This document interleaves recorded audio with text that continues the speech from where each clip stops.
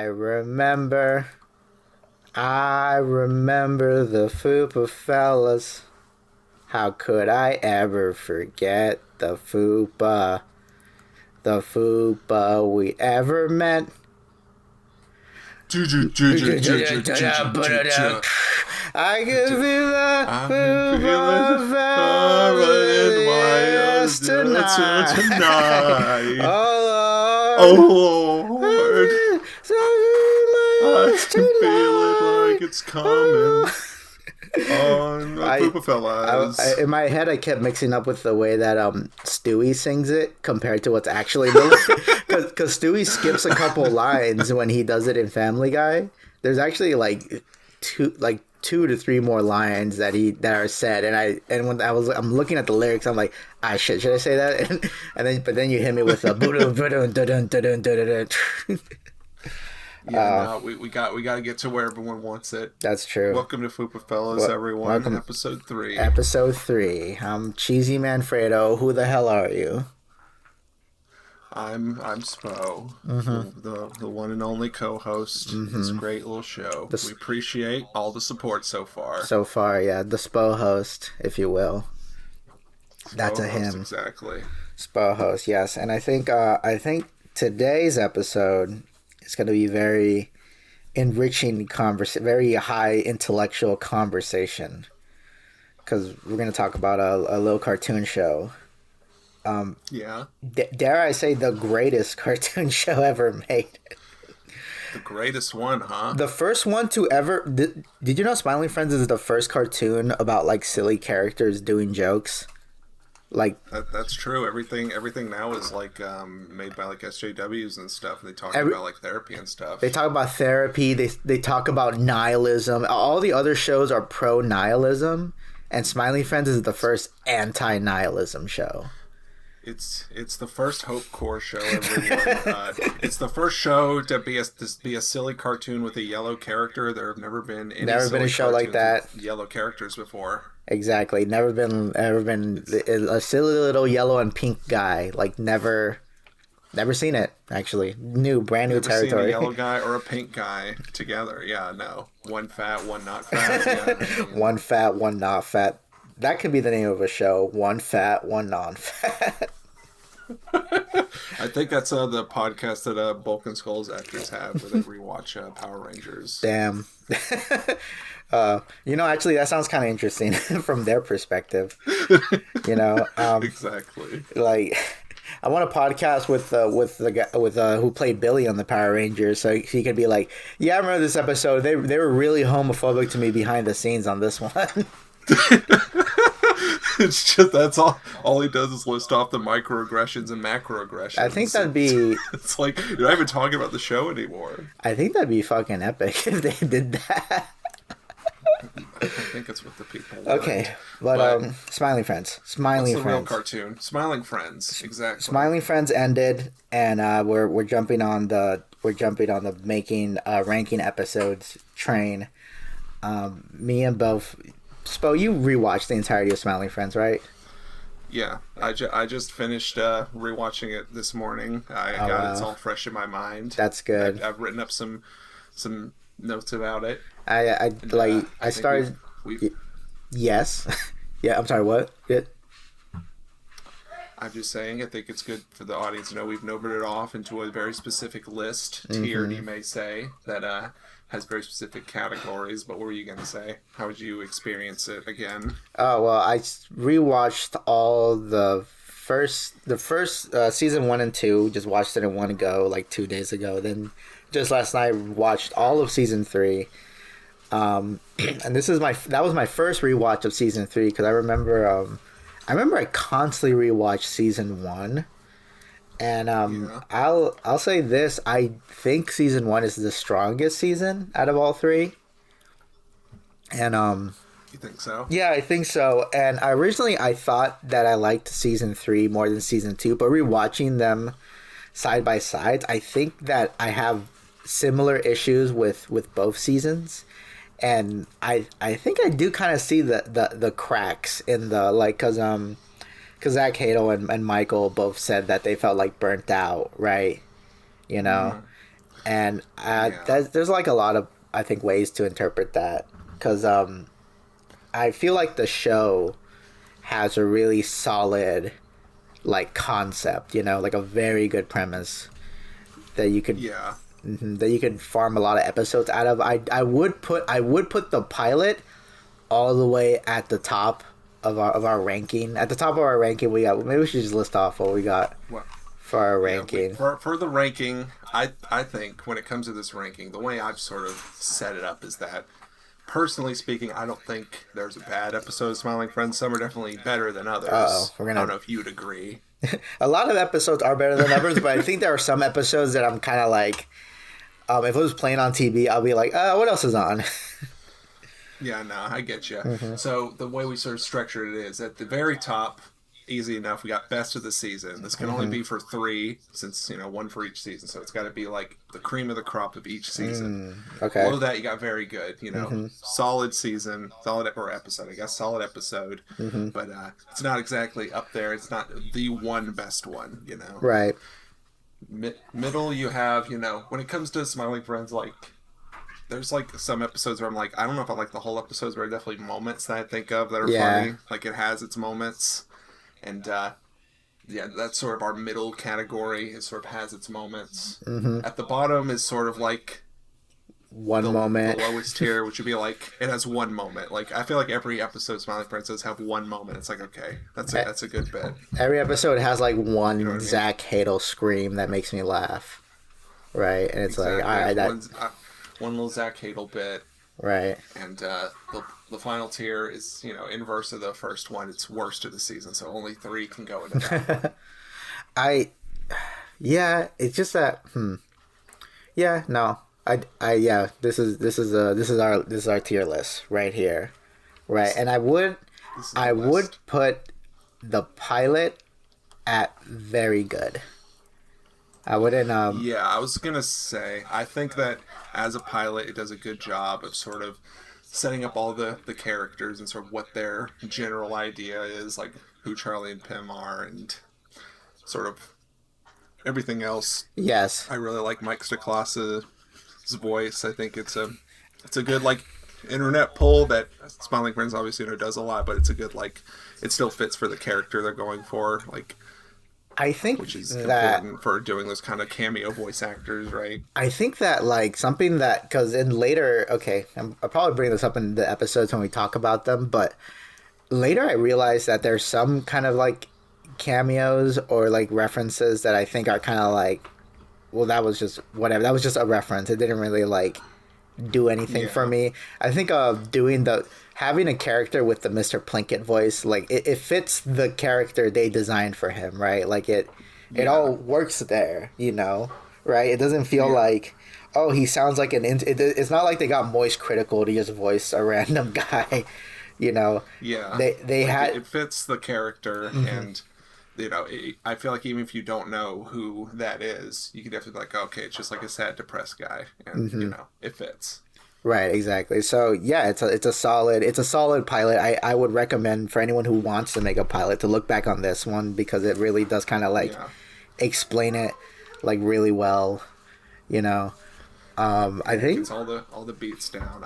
It has a very unique voice, which definitely you watch this pilot and you could think, wow, this really did inspire a lot of 2020's humor. I feel like it's definitely something you could see for like the humor of this decade. I don't know if you'd agree. I do agree. I think so. That's why I think pretty soon we're gonna see the usual anti-wave of stuff where it's like, okay, now everyone kind of hates this humor now, because you're gonna see all the Smiling Friend imitators. Like, this is gonna be, dare I say, the golden age of Smiling Friends imitators, right?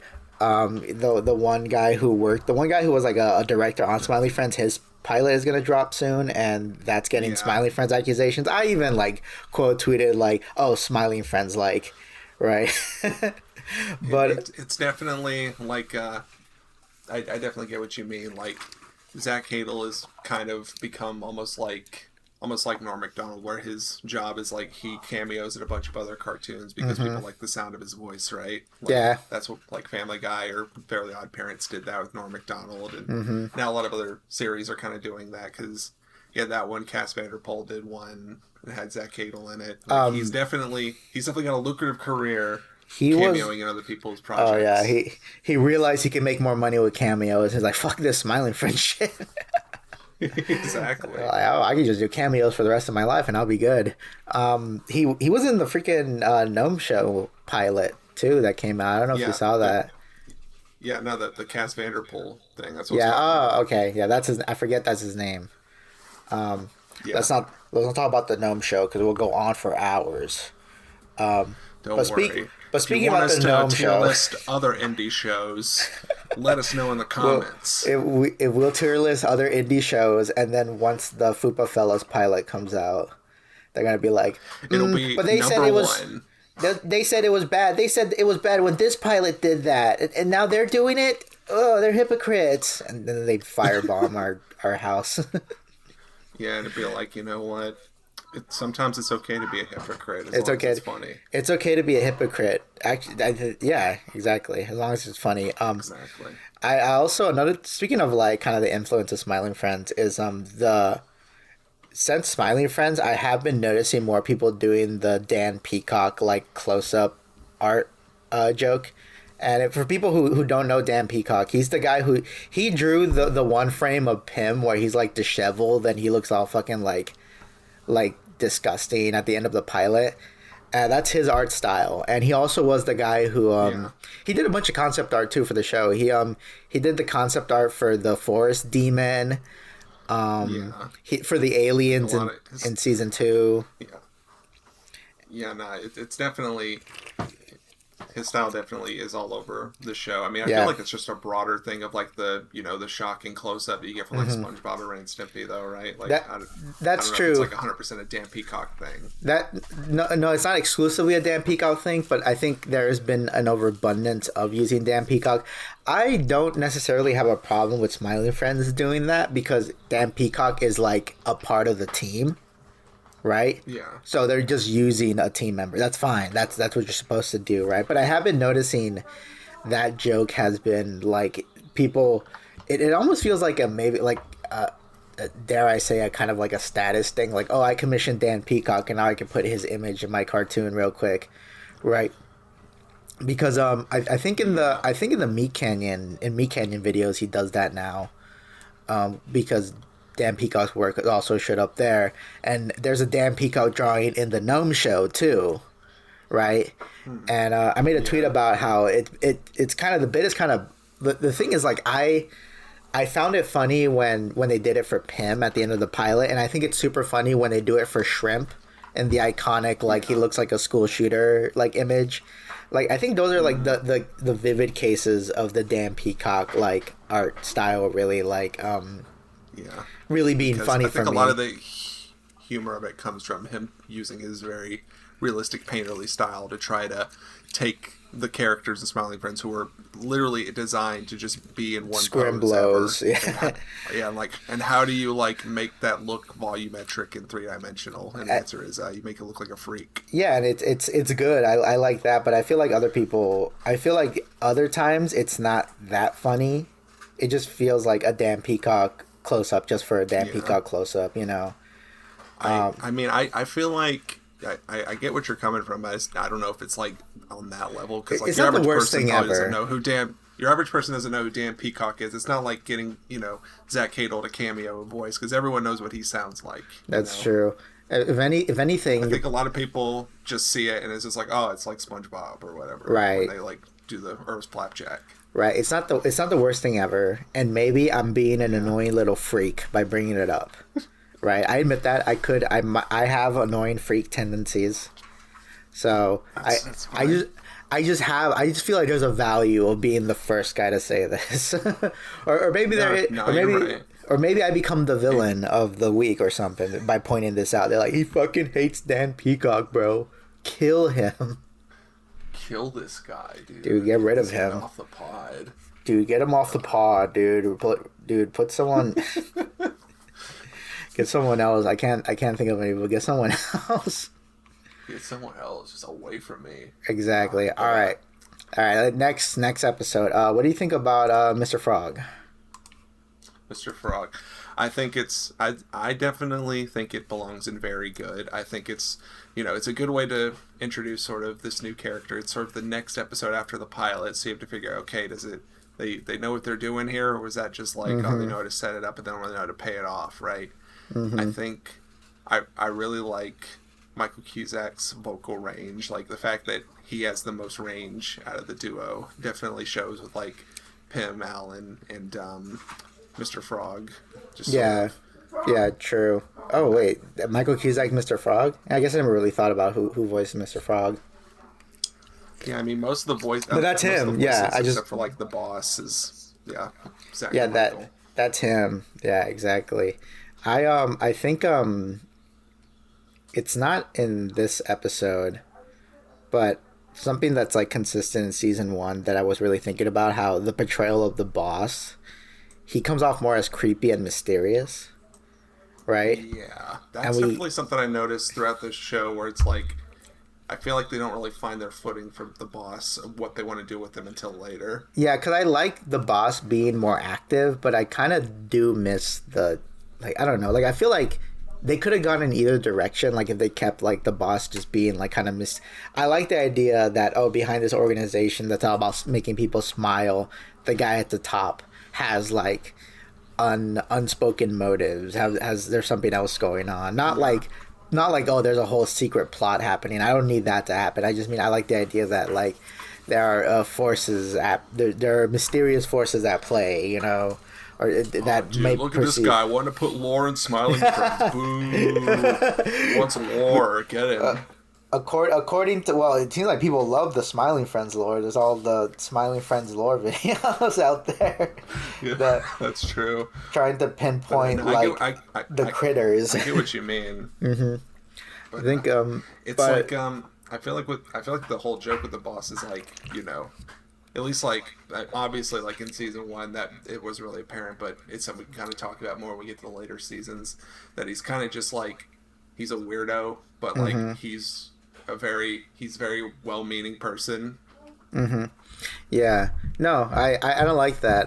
There's a very good moment. I feel like I really like him in the Frowny Fence episode, which we're gonna like talk about. We're all over we're still in season 1, so it's fine.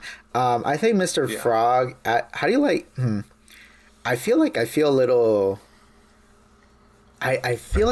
mixed about Mr. Frog as a character, because because like I feel like I like the bit of like this psychopath, like kind of like billionaire who doesn't like apologize. I think that's very interesting as like a type of character they want to make smile. And then the thing is, like, Mr. Frog is also already kind of casually smiling throughout the episode, which is like inconsistency going on around here.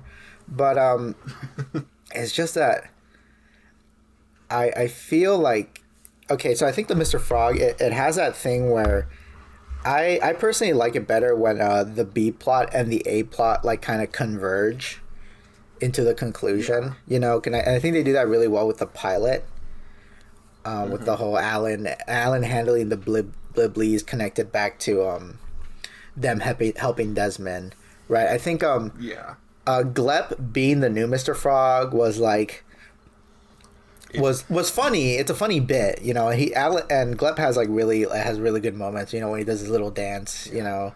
That I definitely think the Glep subplot definitely feels like it's sort of like either Zach or Michael or whatever, kind of talking about their frustrations, kind of dealing with studio heads who think they know things that they really don't, and then like it blows up in their face, and it's like, well, who could have predicted this? You know, that definitely feels like them. You know, it's obviously still like all goofy and silly or whatever, but it definitely comes across as them like trying to vent out that frustration a bit. Yeah, and I think that maybe later I'll like, because I don't think I can get too deep into it until like we see where the Mr. Frog character goes, you know, because well, you know what, let's move on to the next episode. We'll talk about Mr. Frog. We're gonna be jumping all over here. But I'll say this. I'm gonna put Mr. Frog in the. It had its moments for me on my end, right? Okay, yeah, because I think it's very good, but I think I see. So we'll do has its moments. I mean, as a middle way. I'll say this. Let's both. What we're gonna do. We both have our own ranking on our own end. We should just rank it, and then we'll screenshot it and we'll put it on the podcast and be like, all right, who has the better ranking? Yeah, you're right. You, the viewer, decide. You decide. Whose opinion is better. Exactly. We'll put it on Instagram Reels. You could add polls, so we'll do that, or something. We'll figure something out. But anyway, next episode, Shrimp Odyssey. I like Shrimp's Odyssey. I thought it was good. Like better than I like this is like the first of like Pim and Charlie going like their own, like they both have a solution to make this guy smile, so they kind of go their own separate ways, right? And and I really do like that because like I like Pim and Charlie hanging out and working together, like that's fine, but Pim and Charlie going for their own like little directions, I think that's very, because then we kind of like see more like individually like how Pim and Charlie kind of are, right? Like we get kind of like I just really like things. You get more kind of characterization individually from doing that, Yeah, I think I see what you mean. I feel like you mostly just get characterization for Charlie, while Pim's thing is mostly just him obsessing over this random woman, and I think there's some good bits in it. I would definitely say the only bit that really stuck out to me was the the painting we were talking about, where it's him in like the school shooter outfit. I thought you were gonna say I think that's a good bit. That might be for me. I mean, it's like that just means for me it's like has one good moment. I was about to say that I really love the shawarma thing, the shawarma wraparound. S'mormu is also pretty good. The fifth smiling friend gag is kind of my favorite, like running gag in the show. I guess I'll pitch this now before I forget. But I'm like, damn, if they kept on going, they could have done a thing where like an episode just dedicated to a bunch of different. Make an episode where all the 6 smiling friend members show up, kind of like in an Avengers Endgame style thing. Yeah, they'll have their own Sinister Six. Yeah, Sinister Six. They have to. They couldn't make Thanos smile or something. There's something here, but I do think the bit of like the always like the 6 smiling friends member is a really good bit. Like top 10 bits, top 10 smiling friends bit. That's a good bit. It's a good one. I just think there are other seasons that do the bit better. I think also this is probably my favorite character that David Firth voices on the show is Shrimp, because I didn't know he voiced other ones. Oh my god, yeah, he did. I'll point them out, but he voices at least one character every season. There might be smaller roles he voices, but like he's like in every season voicing like at least one character. But yeah, I'll put Shrimp Odyssey in very good for me. All right. Let me all right, next one, a silly Halloween special. Okay, what do you think, Spo? Okay.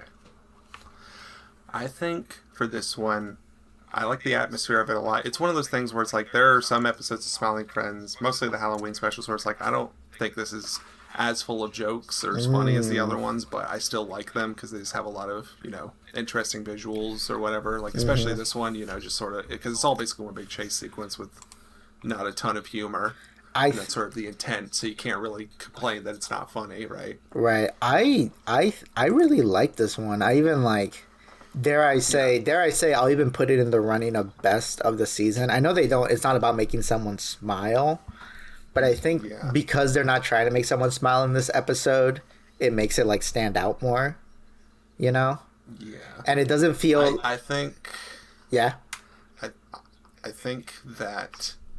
It definitely goes to has one funny moment for me, just because like the bit where they rip the demon apart is so funny to me. I think about it all the time whenever I'm thinking of someone just getting absolutely demolished in the most disrespectful way. I think it really elevates it. That's a good bit. I mean, I like the one where rewatching these episodes, I really love when I can pick up on like the subtle bits of animation. Like I like the bit where like Mr. Boss is like, wait, there's just one more thing, and the whole time you can see Pim is like kind of like he's like doing this heavy breathing while like Mr. Boss like it's so subtle too. Like it took me a couple times to be like, oh my god.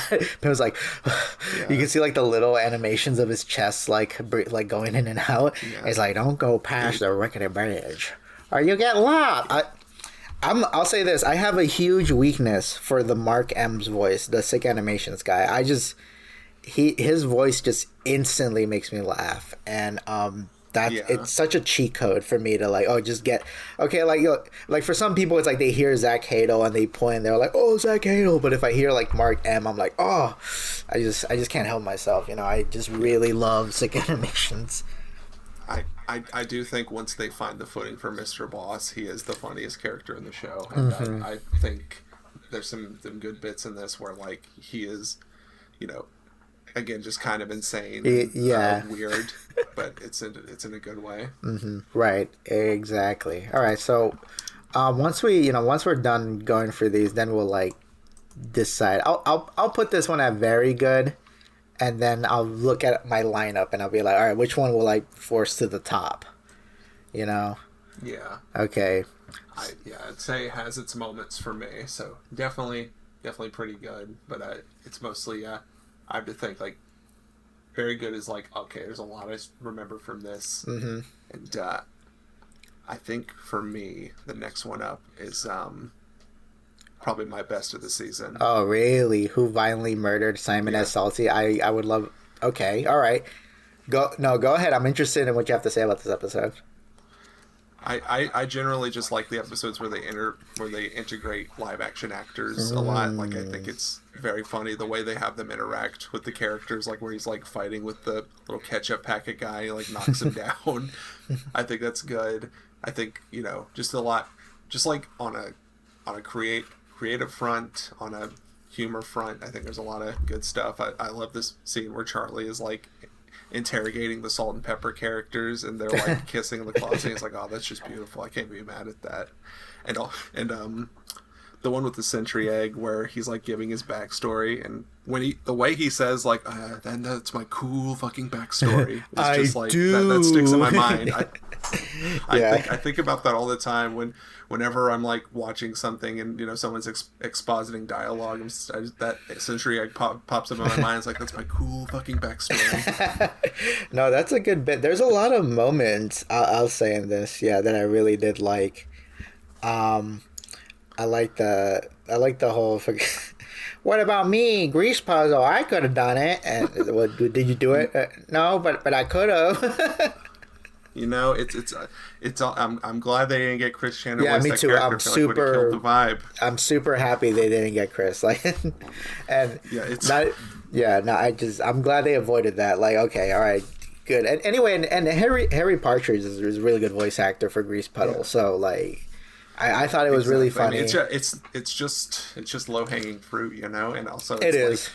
It's weird that like their reasoning for getting Chris Chin is because it's low hanging fruit. It's just like they can't keep a secret. It's like they're like they famously are very open about everything in their life. That's why they've been gang stalked for 20 years. They're a mentally disabled person. Like, yeah. All right, like I get this it. We're all from the internet. Oh damn, that reminds me. In the shrimp episode, the freaking the chills cameo with like number 15. Yeah. Like I totally forgot that was in there, and now it feels antiquated because no one really talks about chills anymore. You know. Yeah. But it's a similar to like the Mike Stoklasa thing where it's like innocuous enough to where you sort of pass by it, but like if you know, it's like, oh, okay. I agree, because the thing is that and okay, so I think it's fine. Like I have no problem that like people don't really remember that as of late people ain't talking about chills, but like it still works because it's a funny voice, you know, and they already like all the critters in the show have funny voices, so that like it could go over the heads of anyone watching it now. Like, oh, okay, he just says this kind of funny, and then learning, oh, there was a whole YouTuber who that became a meme, right? And Yeah, it does feel antiquated though. Like, yeah, the whole chills thing. Like, I don't even know what chills does nowadays. Like, they're just falling off the lexicon entirely. That's true. I have no idea. I guess he. Yeah, and you know what? I don't want to know. If in the comments, don't tell us what Chills is currently doing. I don't want to know. If Chills is in the comment section, let us know what you're doing. All right. Only if you're Chills. Only if you're Chills. Only if you're Chills himself. Yeah, if you're not Chills, I don't. I want to hear from the horse's mouth. Like.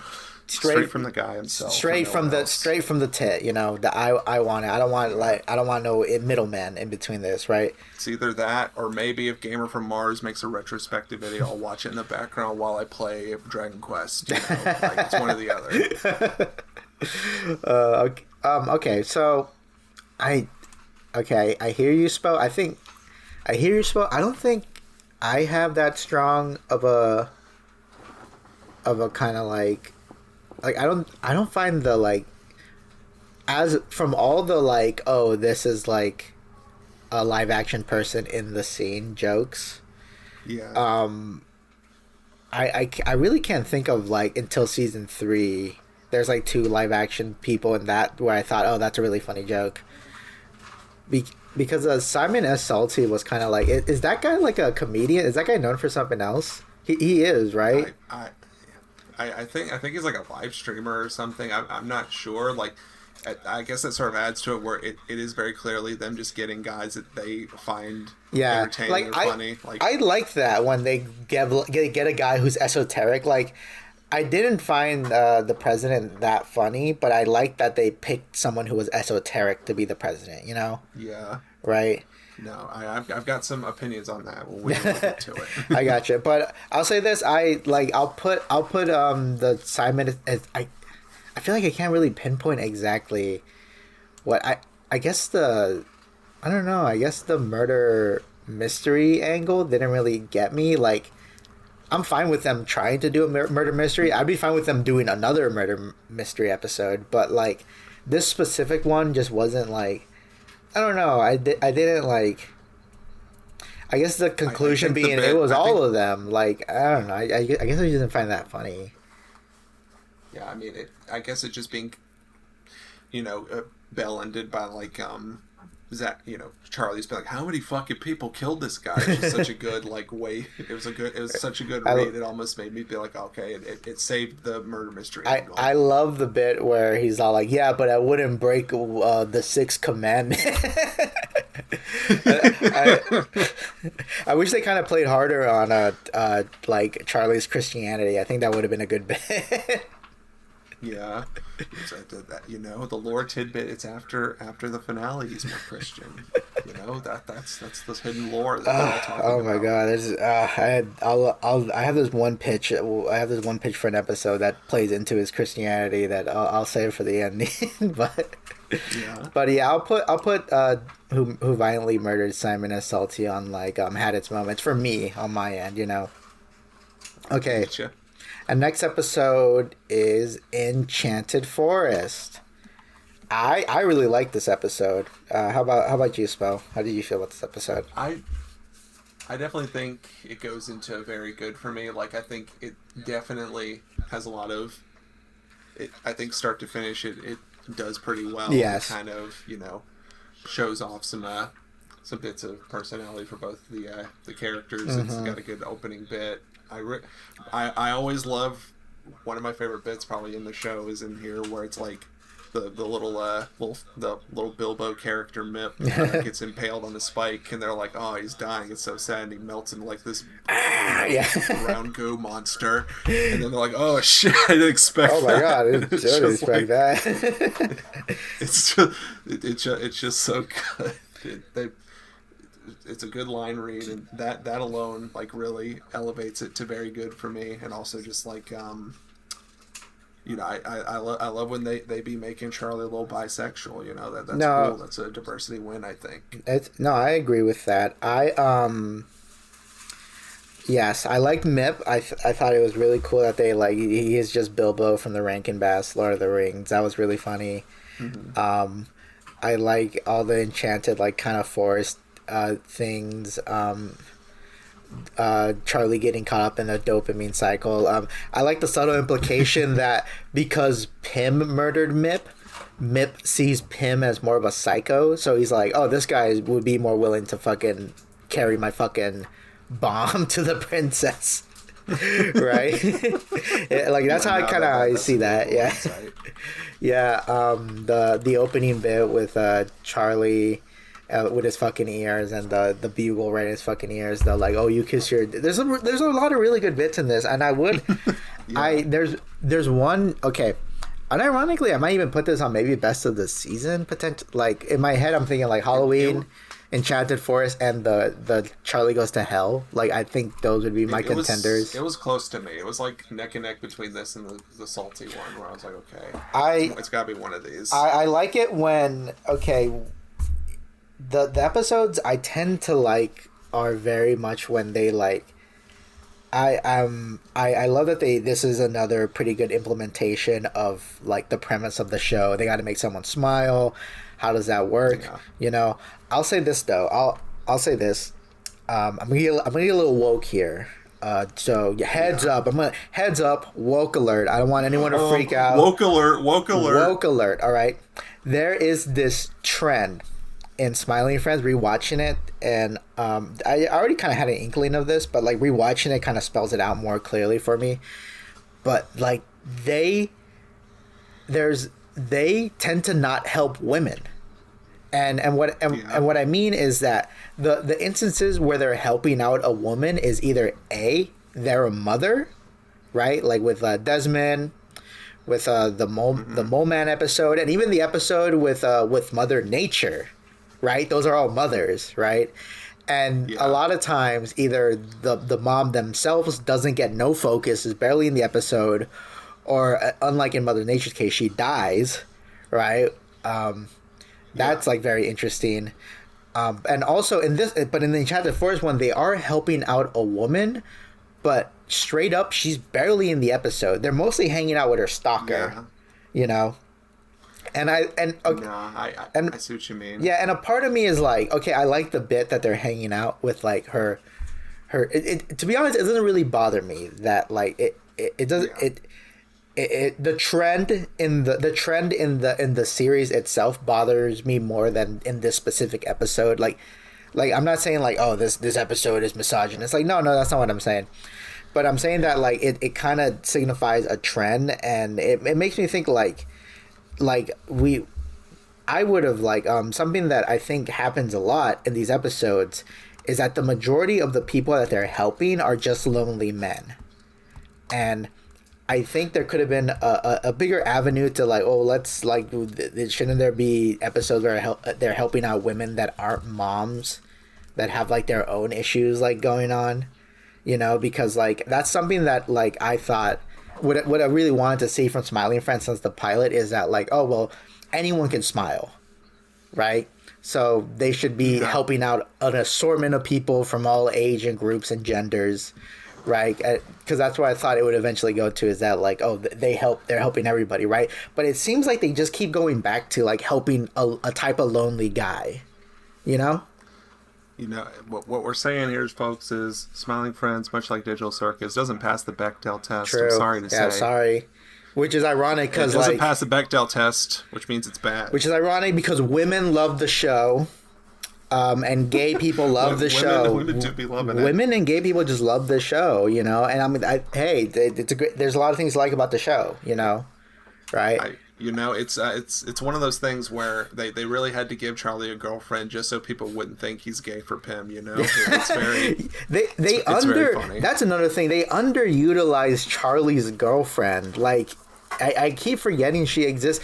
To be honest, they should have just made her like Charlie's sister or something, because that would have made more like, because they never have like a sweet moment together. They never like, I mean, sure, it's funny if you treat your girlfriend like that, right? But like just nothing like just nothing. Like, hey, if you guys want to save money, just don't have that character there. Like, I know I said that there's a subtle trend of misogyny in the series, and I'm saying like, oh, remove the women character. But I'm saying like, oh, either like you could utilize her better. You could have I thought yeah, just make It's yeah, like it definitely feels like I mean I guess it's fitting because like Smiling Friends has such a drought for female characters that the fandom had to hallucinate one. oh yeah. You know what I mean? No, you're right. You're right. You know, the Smiling Friends is such we all love Dolly. We all love Dolly Dimpley. I'll draw her in a very cool saucy pose for this thumbnail. I'll say this: Smiling Friends may be gone, but at least we still have Dolly. All right.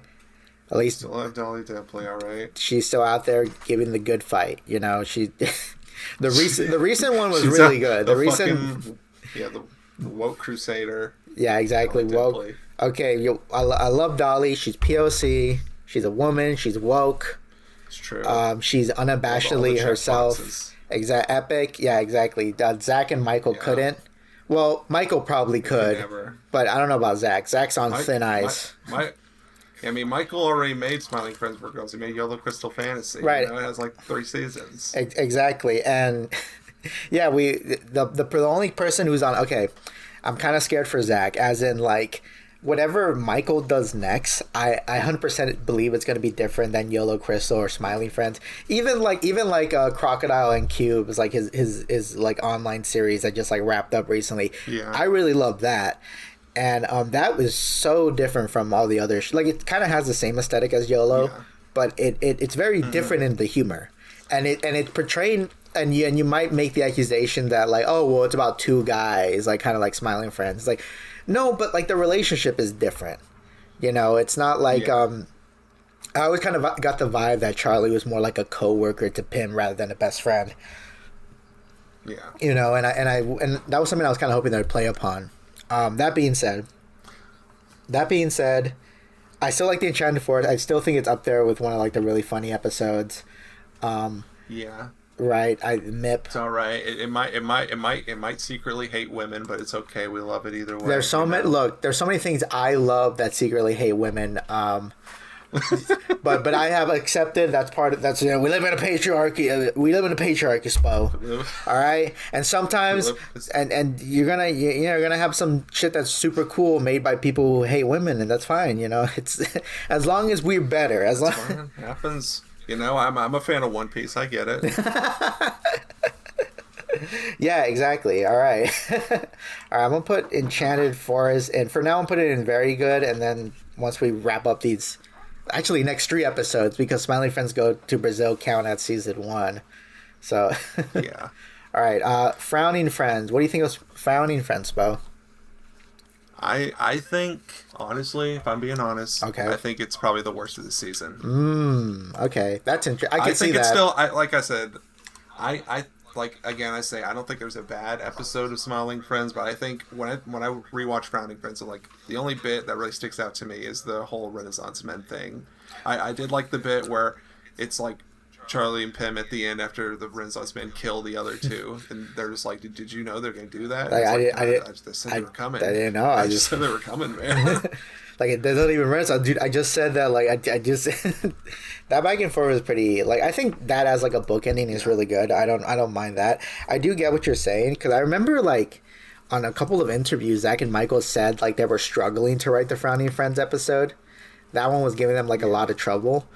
I don't know if I'd put it at worst of the season for me, because I really like Mr. Boss in this episode. I thought he was really like a big he had a B plot in this one, and I think they as the first B plot we see the boss in, I thought it was really good. The whole bit of him like doing the Green Goblin bit with the mirror, right?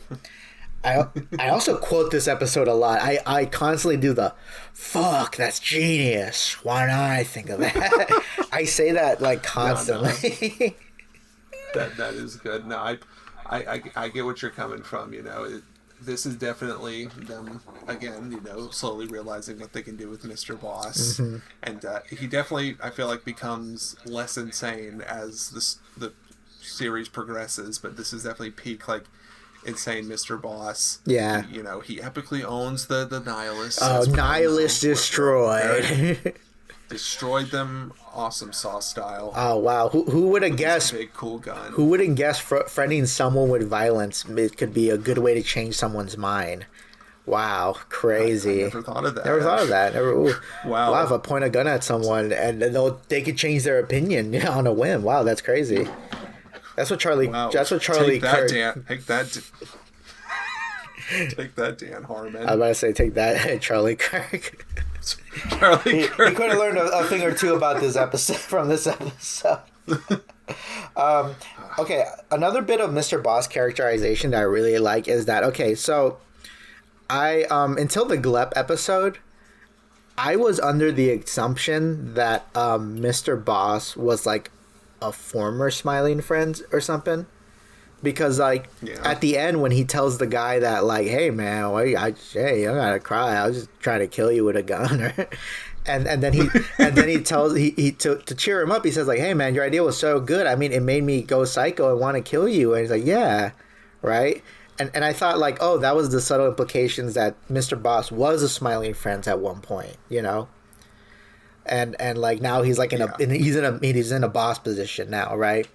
And like, I kind of like that until, I mean, it was revealed, later that we'll see that it wasn't exactly the case. Yeah. But that being said, like maybe like if they kept with the whole consistency of Glep being like ancient and Mr. Boss, coming up with the idea with Glep, I think it would have been really cool to been like, oh, the implication is that Mr. Boss and Glep were the original two Smiling Friends, right? Yeah. And I mean, bit of a lore inconsistency. Glep's gonna leave the company to join the Frowning Friends now. What's going on, guys? Oh, what's going on?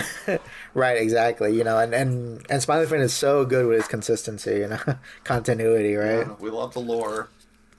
We love lore. Lore hounds. We're big lore fans, all right. Mm-hmm. I got a big brown mug on my desk that says lore, and I drink from it every day. just says lore. Yeah, it just says lore. Are you sure it doesn't say Lord, the recording artist Lord? Oh, damn. Ah, shit. That sucks. I'm an idiot. Listen, fuck. Put in a glass smashing sound effect here. Okay. All right. I'll do that. Yeah, we'll definitely do that. We'll definitely do that. Okay, you know what? Yeah, I'll put Finding Friends in it had its moments for me on my end. Yeah. All right. I get you. All right, next up, Charlie dies and doesn't come back. Okay, I really liked this episode. I thought it was really good. Unironically, the best Christmas episode for the whole series, because they do 2 more Christmas episodes, but I think this one's like the best one. Like they couldn't top this one. I definitely see what you mean. For me, it's definitely has one good moment. I think I like all the visuals of hell and stuff, and I do like the banter with like Satan and all that. Mm-hmm. The one good moment is when he just punches that weird little stick man in the throat, and he like falls down all realistically like that. Yeah, it's so good. I told you, man. I told you that would happen.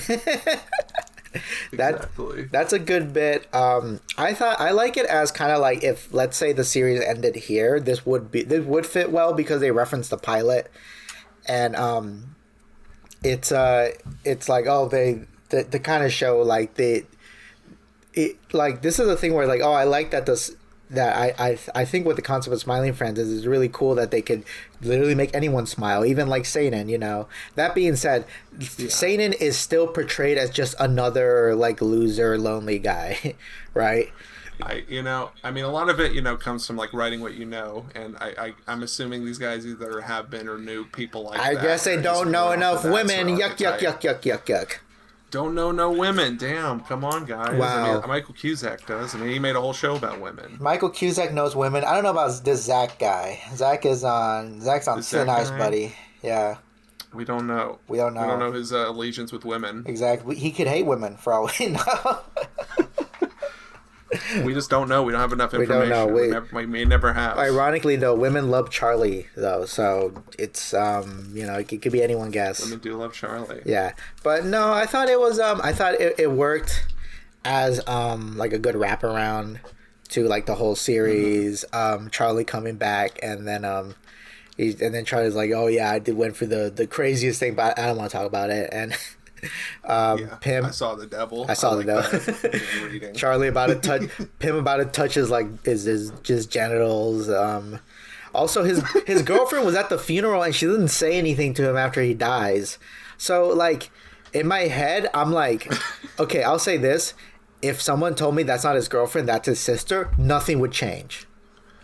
Right, like literally, there's no like, oh, he's just his sister. Who like, it could be the like, if anything, I think it would have been better if it's just his sister, because the implication is that like he because a thing with Charlie's character, and I do like this about Charlie's character, is the constant like male posturing, like him being like calling himself an alpha, calling himself a Chad, being like, dude, I was totally about to deck that guy, like, you know, and he's definitely like a big braggart, and I do like that he's like like that, but he's also still kind of a loser. And Pim, being a good friend, never calls him out on this, because he's just like, oh well, whatever, like, you know.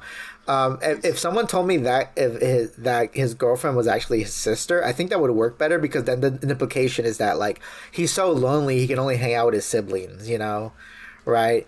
And like he it's kind of because like, I don't know if you've ever been in that situation where you just drag someone so you don't have to feel so like alone at social events, I guess. Something like that. Yeah, like, because like the thing is like he never talks about his girlfriend. It's just so it's so weird to me. I get what you mean. She never seems like she wants to be there, but you know, women do love Charlie, as we stated. Yeah, so, women do love Charlie. She might just be a freak. Exactly. As far as we know, you know. But okay, yeah, I'll put this, in my opinion, I'll put it up there with very, very good for now. And then, okay, the next episode, bit of a controversial episode, so I heard. But Smiling Friends Go to Brazil. Smiling Friends Go to Brazil. All right, Spo, where's your stance? Here's what I'm gonna say about this episode, and whether you see it as good or bad is as sort of up to interpretation. This episode is a Family Guy cutaway gag. and people like those, Spo, is what you're saying, right? Yeah, I mean, like I said, I think it has its moments. I think Family Guy. I think everyone, if you look within yourself and be honest, everyone has one Family Guy cutaway gag they think is funny. And you know, I think it's a Family Guy cutaway. I mean, look at the fucking like Sneaker O'Toole like cutaway gag. It's making the rounds, you know. Yeah, exactly. There's always one Family Guy cutaway gag that makes its way into the meme lexicon every once in a while. Yeah, true. And if they were smart, if the official like Family Guy TikTok was smart, they would just use the cutaway gags and just constantly post those, just endlessly upload them. I had no idea there was a Family Guy TikTok. There might be. There has to be. Them just not uploading cutaway gags is like really dumb on their part. Yeah, exactly. But I really like it, and I don't see it as like a cutaway gag person. I get where you're coming from, but to me it has the same kind of energy as like I think you should leave like style skit, right? I am a fan of like, you know, the realistic way they talk to each other. I think it's good. This is good as kind of like the end of a season kind of thing, because we are more well accustomed of like the Smiling Friends characters and their like mannerisms, you know. And I think like, no, there's a lot of like really like good moments. I know I liked it, but I can't for the life of me quote too many things. I love the whole bit where they call Mr. Boss and he's like, he sounds like he's half asleep, like hello. Like, that's a good bit. Yeah, I do like how there's a lot of well observed like just like human interactions here, like how Alan's just sort of holding his phone out so everyone can hear. I thought was funny. I just happened to watch this episode when my dad was visiting, and he was like, I really like this red guy. I like how he holds his phone. It's like, you know, that is very well observed. I never pointed that out. I love this red guy. He's real funny. This red guy, and it's like, you're right. I think Alan is probably my favorite character. I like his line deliveries. I like the way he says words. I just think, especially when we get to some of the other episodes, I think Michael Cusack just does a really good job with his voice. I think so far consistently, I still like Mr. Boss as my favorite character. I I'm under the belief if your favorite characters are the main characters, you're a very vanilla person. I mean, I kind of get what you're coming from because I feel like in order to even be a fan of something, you have to kind of like the main character already, Right? right? Like, if Yeah. you don't like the main character, then why are you watching Yeah, it's it? like a requirement. It's like Yeah. yeah, it's just the entryway, right? But yeah, I like Smiley Friends Go to Brazil. Did you catch the little Sir Pello voice cameo at the start of the episode? I did Yeah, not. Did he have a voice he's the cameo? one who says he's the one who does the little opening oh, Smiley Friends Go to Brazil. That's him, which is funny because he's Okay. not Brazilian, he's Mexican. So all right, okay, I guess It's all the same to him. it's all the Damn. same to these guys. I mean, I bet behind the scenes they're like, oh, we're gonna get you in an episode, and they were trying to find a way to fit him in, But like they Yeah. could have got him to be Grease Puddle, like. Had to be. I guess they didn't like the optics of making the Mexican guy grease puddle. Maybe they were woker than us in that situation. They could have had a taco mascot and made him do that. I think that'd be very respectful. They're Yeah. very respectful. Yeah, exactly. Gooseworks used Sir Pello better than Smiling Friends did. Score one for Gooseworks. But okay, all right. I'm gonna put this in for my end. I'm gonna put it on very good. And Yeah. I think best of the season. Are you still with you're with Who Violently Murdered Simon S. Salty, right? Yeah, I think Simon is Salty is my best of the season, and Frowning Friends is my worst of the season. Okay. All right. I think I am going to put. Man, I am debating between A Silly Halloween Special and Enchanted Forest, but I feel like A Silly Halloween Special is really good as a story. As I think it has a really solid story about Pym that I really like. And I think that's what's really making me gravitate towards it. But but is this a really good Smiling Friends episode? I think it's a good episode of when you follow a character and you see them reacting to everything and the thing is I thought it was a really fun episode to watch for the first time. From all the scarier moments are really funny to indulge in, they're very entertaining. But I think unironically I am gonna have to put Enchanted Forest as best of the season because it feels more of it is a complete this is a Smiling Friends episode, Yeah. and Yeah, no. and worst of the I don't think I have okay I'll say I don't think I have a worst of the season for this season one, to be honest. I think there's a lot of You gotta have one worse for each season. okay. That's the challenge. All right, this is controversial. I'll put Mr. Frog as worst of the season. Mr. Frog. Yep. I know people are gonna hate to see that. This guy fucking hates Mr. Frog. This guy hates Mr. Frog, guys. All right. If there's any Mr. Frog fans here, make sure to send a shaky photo of his door to his Twitter account. Make sure to take a picture of my DoorDash, but you took a bite out of my McChicken and you put it back in the bag. and then caption it. And it took a bite of the chicken and the bag, so it's even more fucked up. Yeah, and then caption it with next. Your toes are next. Just be like, watch out. I feel like if I got a DoorDash order and just had a big bite taken out of everything and said watch out, I would move states. Even the soda, the soda can, the soda cup has a bite out of it. Oh my god. This guy's insane. This is a psycho. That's the difference. It's already psychotic to do that, but to take a bite out of the cup is the fucking Jesus Christ. A metal can. Oh god, yes. All right, I'm gonna take a screenshot of my ranking right now. There we go. Right. I'm not gonna change it for the next one. I'm not gonna. I'm just gonna add the other episodes on it. But all right, time to go. Time to go on to season 2. All right, Spo. Gwimbly. What do you think about the Gwimbly episode? I think Gwimbly is very good. It's definitely a strong start for season 2. I think. I think it's got a good smash cut to a gravestone, which that's like a very niche thing I always think is funny. Either a smash cut to a gravestone or a smash cut to an ambulance. Always kills me every time. I like the attempt to sort of emulate the PS1 style on Gwimbly. I think, and just like his line delivery is like him constantly peeking the mic is very good. Yeah. Whenever he talks. Yeah, no, that's good. I like that. Yeah. Okay. I think I like Gwimbly as a character, but as like an overall like Smiling Friends episode, I didn't really like it that much. And Oh yeah. I think it's like the conclusion. I feel okay. I don't like that like everything is imposed on Gwimbly.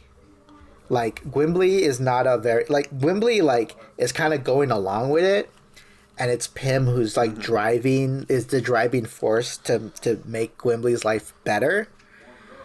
But ultimately nothing really like it all kind of just everything just kind of happens to Gwimbly, I guess, because even the whole like okay what is Gwimbly like missing, he's I guess he's like a loser, he's implied to be homeless potentially, and Yeah. and what's like the solution. And in other episodes I think they in all ironically I'll say this, all the other episodes they do a better job of like whatever is the problem with the person who needs to smile, they give them something more tangible that seems like, oh, could help an actual person kind of thing.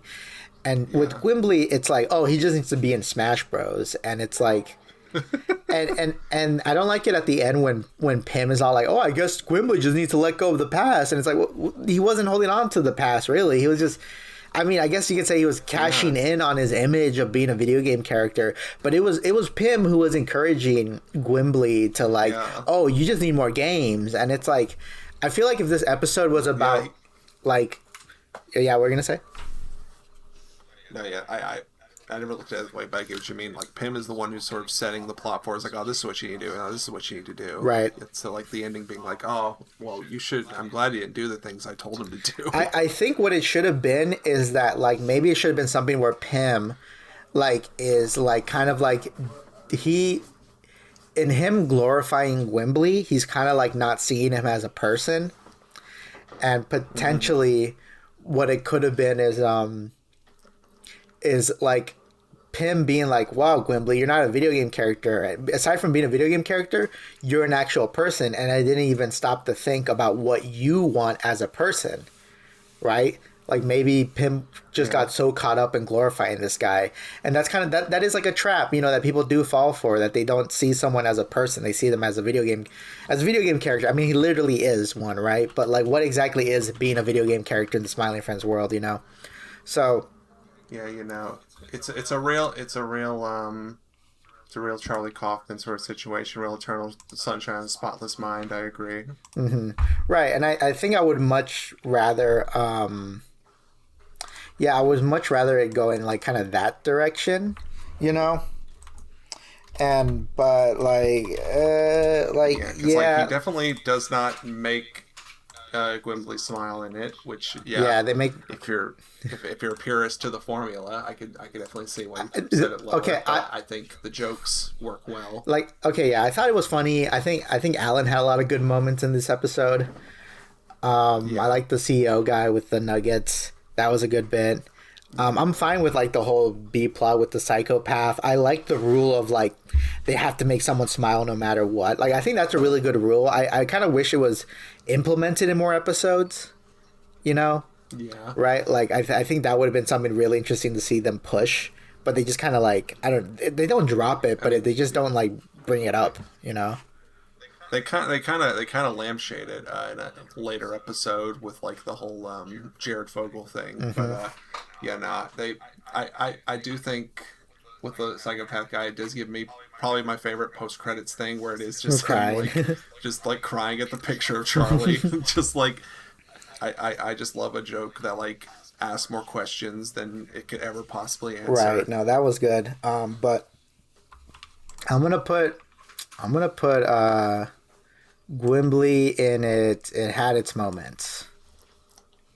for me. Where are you gonna put it? For me, it's definitely very good, I think. All right. Okay. All right. Now we're on to Mr. President. You said this one's the best. You said this one was at the top of the list for you. Spo, explain.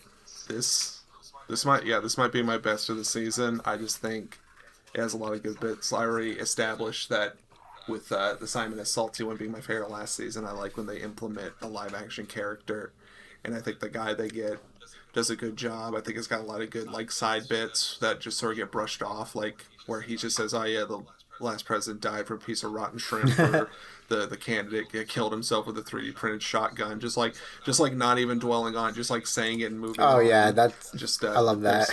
There's a lot of good ones. I love the bit where Charlie like is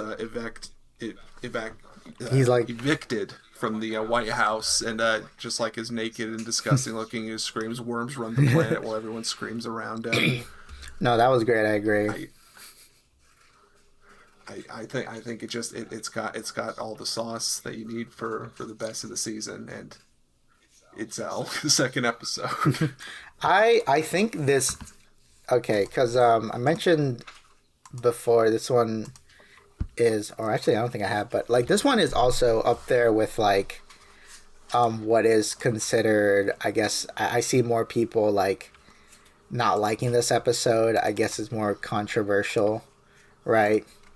And I think I know what the problem is. I don't think it's because I think a lot of people they think it's because this is about politics, so like they think that's fucking boring or whatever the fuck. I don't think that's the issue. I think the issue is that this whole episode hinges on whether or not you find the actor who plays the president funny, right? Yeah, because he's like we see a lot of him. Like he's mostly where a lot of the jokes are coming from.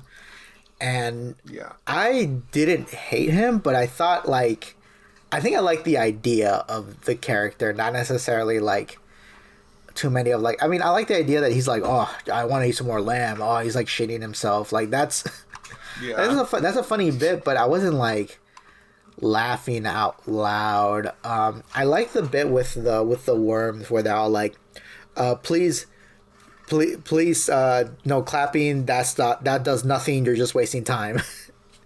like that being a reference to something Anderson Cooper said like in a debate. That's really good. Yeah. But I didn't hate this episode. I just thought that because I think that's funny. They're trying to help the president. The whole bit with Charlie being he doesn't care about politics, and they're like, oh, guess who's gotta help the president, and then Charlie's like, oh, he does the Charlie Brown screen. That's good. Yeah, nah. That's good. The Glep reveal of him being ancient. The fucking this episode I think also avoids getting too political. It doesn't really tell you where Mr. Frog or President what was his name? It was Gibbles? Jimbo, yeah, President Jimbo, where they stand on the political spectrum. It doesn't give you any clues really. Yeah. The most political things about it is when they just spout out political facts. You know, which I think is a consistent thing with Zach when he says I'm into politics, and all he knows is just political historical facts, right? Yeah. It's one of those things where a lot of this episode specifically, but a lot of the stuff really you can really tell that these are made by people who only got into politics in 2016. Yeah. And I say as someone who also only got into politics in 2016, where it's it has that aura to it where it's I did not care about politics until it became a reality show. Yeah, no, true.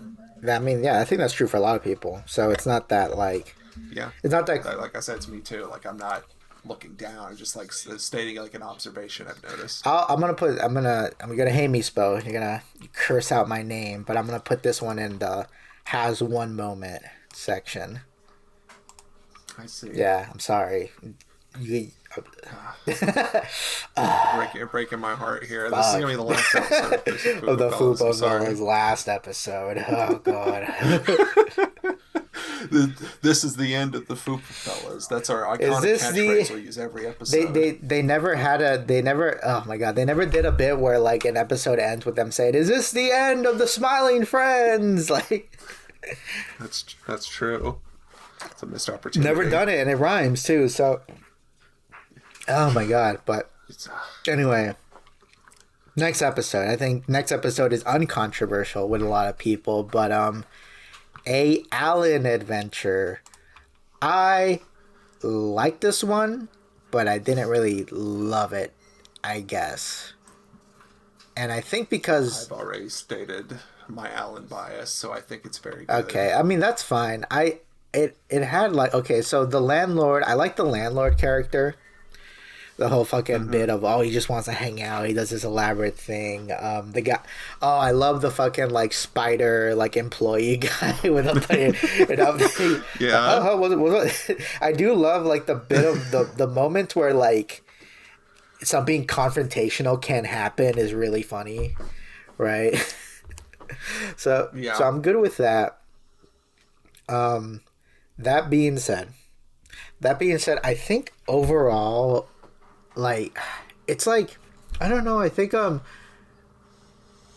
part of the episodes that I thought was like, okay, this is like where it's kind of like they might be doing too much is the part where like from when DJ Spitz steals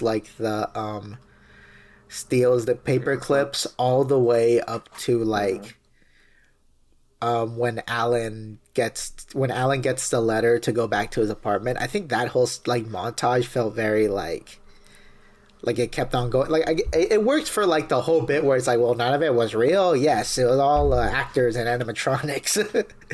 Like it works. Yeah. Okay, it works as a good setup for all that stuff. But actually going through all that, I felt very like, yeah, this felt kind of like all over the place, I guess. I don't know. Yeah, I get what you mean. There definitely is like, it definitely is sort of going everywhere. I think that definitely is kind of the point, but I get where it's like coming from, where it's like it's very much a massive departure from the formula. Because I have nothing against like these like I think each character, each Smiling Friends gets their solo episode, which I like. I'm fine with that. But I think like with Alan's that section right there is kind of like maybe the jokes could have been funnier. Like because I think like I laugh when the Bigfoot had to piss. I thought that was funny. Yeah. I think the whole skeleton pirates. I think the skeleton pirates could have been funnier. Right.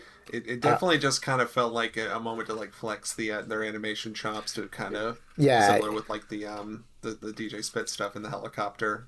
Yeah. The joke kind of comes from how over the top this is getting for a box of paper clips. Yeah, and I recognize the animator for the skeleton because I forget his name, but I swear to God, like when he was much smaller on the internet, I like commissioned him one time for like a bit of like a 3D model of my like clown Sona. Like back in the day, I'm pretty sure I did that. I swear I did. It's the same guy. But that being said, yeah, I thought like I'd put this at like it had its moments for me. I'll say that much. Yeah, I definitely get where you're coming from. I think you talk about the bit from him like picking up the letter just remind me like I just like the way he says what the fuck. It's such a good. It's like I just love the vocal fry on Alan's voice and the one where it's like the old guy just being like, you know, giving him the advice and being like, oh, I actually died. Anyway, I'll be back to hell now. He's being violently ripped into hell. Like that bit, like that's always good. Anytime someone evil dies and it's like being quoted, I always post that. Okay. Think of that in a response. We'll talk about this more later, but like we're gonna have to rank ending stingers, and I think this one has one of the best, probably up there, probably with the top 3 best ending stingers with the whole like, it's a little me, Alan. I want you to have it. Well, I don't want it. And Charlie's like, well, if you don't want it, I'll have it. that is really, that's such a, because it's like you don't expect it. It also, you know what? Yeah. Also, bonus points for it not being a Ryu, Sleepy Cabin, or Oni Plays joke. You know, it's definitely one of those things where I remember there was that tweet you made where it was like the reason they're ending is because Zach Hadel ran out of Sleepy Casanoni plays jokes to reuse that he was shopping out to see how they worked. Yeah. I see what you're coming from after rewatching. It's like there's definitely a lot of these where it's like this feels like the culmination of like workshopping a joke in only plays, like, especially once we get to some other episodes. Yeah. No, I agree. I think some of them, like, I know people were saying for the Halloween one with the forest demon, people were saying like, oh, when he's being ripped apart, that's a reference to the whole, like, what if it's a scene where they're ripping apart a monkey? And I'm like, I feel like that's kind of a stretch. It's not exactly the thing he's describing in the only plays episode. Like, I don't know. I think that one. I feel like because he talks about wanting to make a cartoon where people like, where a bunch of kids like start ripping apart a monkey and eating it, and it's like, that's different than like I feel like that's different enough from the whole like forest demon, because like even the setup of like, oh, it's just blackface, and like, yeah, dude, is that blackface? I do quote that all the time too. That's a good one. That's very helpful for when you're on TikTok and a Russian cosplayer.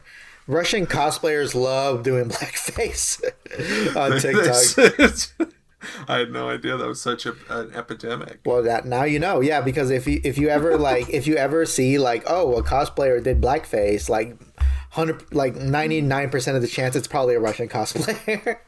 They were just like, I had no idea. There were black people. There's no black people in Russia. Oh, I thought it was cool. I thought it was chill. I didn't think anyone was gonna get mad at me. Damn. Right. All right. Okay. Next one is the boss finds love. I like this episode, but I feel like this. I guess we'll talk and I'll put into words better what exactly like it. I think I don't know. What do you think, Spo? What do you think about this episode? It's the one where he marries Sanen's daughter. Yeah. I like those sort of paintings and stuff they do of it. I think it's an interesting way to animate the character. Oh yeah, they're just animating. I think it. Yeah. The painting. Yeah, the Dan Peacock. But, it's a Dan Peacock drawing. They're animating it, which I do like that they just animate it. Yeah. That's good. Yeah. Aside from that, though, I think when I think back to it, there's only like one good moment I could think of, and that's like, the Jumbo thing. I think the bit at the end where they're like about to hold the knife over the demon lady and it's fake, and they were like, oh, we gotta go find Jumbo. It's like, I moved to New Jersey. This is everything. I don't know what the fuck he is. I really like the bit I like the starting bit where he's like pissed drunk and he's all like, hey, let me show you the trick that Jumbo showed. Come here, man. He just grabs like, let me show you this shit. Like, he's like waving this knife around, and Pim's like scared. That's a really good bit. I'll say this though, because I remember when the episode came out, I made a tweet about it, but they referenced the I Feel Fantastic mannequin in this episode, and to me, that's one of the first times I could think of where like the reference just feels like a sake for a reference, just like I definitely think how we were talking about in season 1 with like Chills or Mike's to Class. I think this episode definitely, when it comes to the references, the cameos, it's just they don't really hit for me, because this has the Doug Walker in it too, and I also thought that one was kind of like weak. I felt that was kind of too, because I think it would have been better if like Doug Walker showed up like in the Gwimbly episode or something, where like Charlie's like, who's Gwimbly, and then Pim's like, oh, Gwimbly's like, oh, it's the greatest game ever, like, there's this video of this guy talking about it, and then it's Doug Walker like doing a parody of like AVGN or something, or where he talks about Gwimbly sucks or something. that I think that would work pretty well. Yeah, no, the Doug Walker thing is it's just weird because a lot of Doug Walker stands online are weird. Just like treating this like, this is him finally making it. It's like, dude, I don't think this is on the same level as like what they do for other creators that they actually respect. Yeah, exactly. And it's also he's just doing the nostalgia critic bit, and it's like, yeah. But it's like, oh, but what if he's like a demon like hunter, and it's like, Yeah, I guess, but at that point, it could have been anybody. Like, it could have been Yeah. anybody. Like, I one time I had a nightmare. Okay, I'm half lying, but one time I had a nightmare where like they dropped an episode of Smiling Friends with John Tron as a cameo, and the episode, and aside from the John Tron cameo, the whole episode actually sucked. But they created this online discourse where like Yeah. everyone's like, "Wow, this episode sucks," and the other half are kind of like, "Oh, you're just saying that because you're woke and you hate JonTron," like, and that would have been the Discord for a couple of days.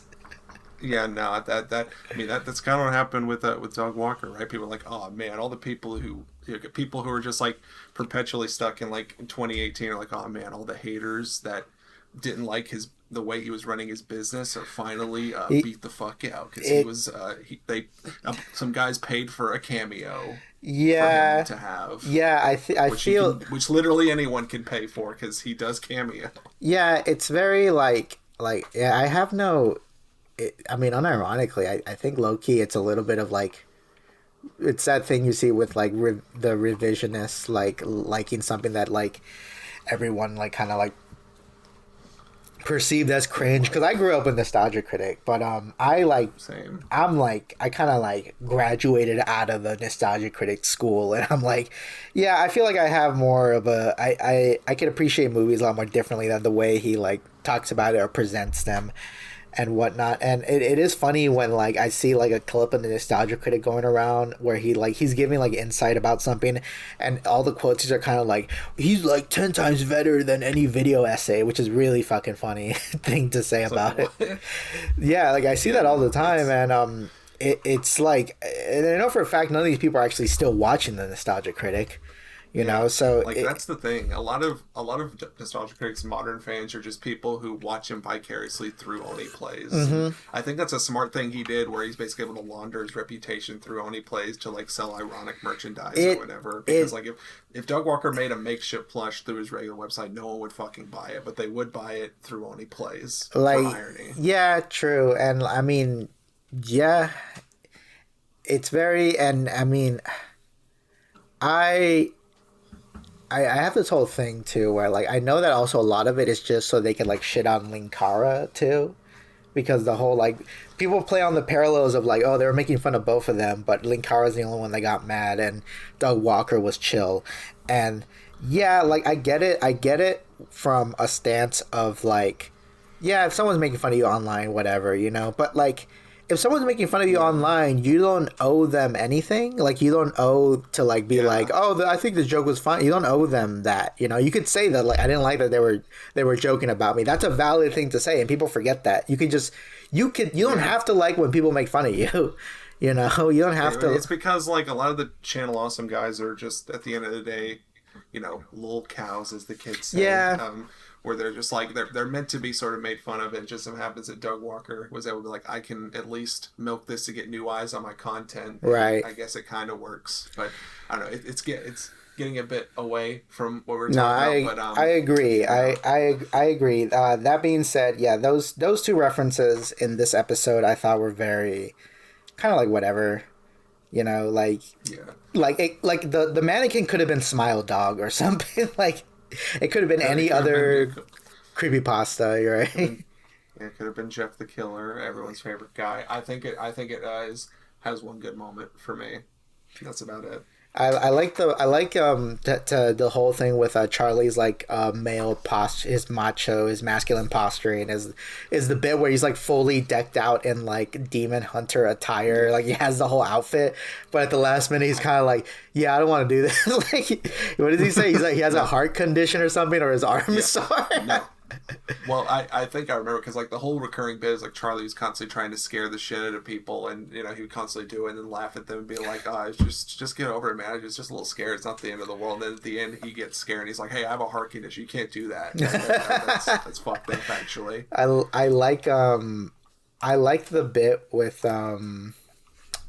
I like the bit at the end where Mr. Boss sings the whole like I know a place that I just adore. Yeah, Like the Sarah Palin thing. yeah, that was like like talk about like there's references that like or whatever in this episode. That's a reference that's really like, because like when I first heard that, I thought they made that up for the for the episode, but no, oh, that's just some weird shit Sarah Palin said one time. That's a deep cut. That is, that, you know, I mean this in the nice way. That's something Family Guy would do when they Exactly. just have, like, I need to get this out here and have, like, you know, Peter do this bit from this movie that no one gives a fuck about. Yeah, Smiley Friends almost as good as Family Guy. Yeah, I agree. It's almost up there, you know. It's almost up there. Okay, but yeah, the daughter abstaining. I thought she was fine. I'll put it in it had. I'll probably put this in. It had one moment for me. Same. All right, perfect. All right, Brother's Egg. All right. I think this is very good. I think it's a better version of the shrimp episode. All right, go on.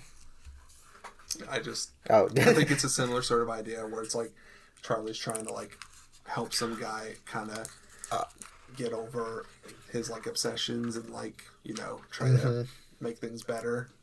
And I think it's got a lot of good stuff there. I really love the bit where the Jill Haber character is like having this serious monologue to Pym about like their mom or whatever, and you know, eventually takes out his phone and shows like a shitty little crayon drawing. I feel like that was awesome. I like that bit. I love the sick animation bit with the goblin where it's like, my brother, no! And yeah, we were having a little bit of brotherly drama, but I could see that in the grand scheme of things, that don't matter.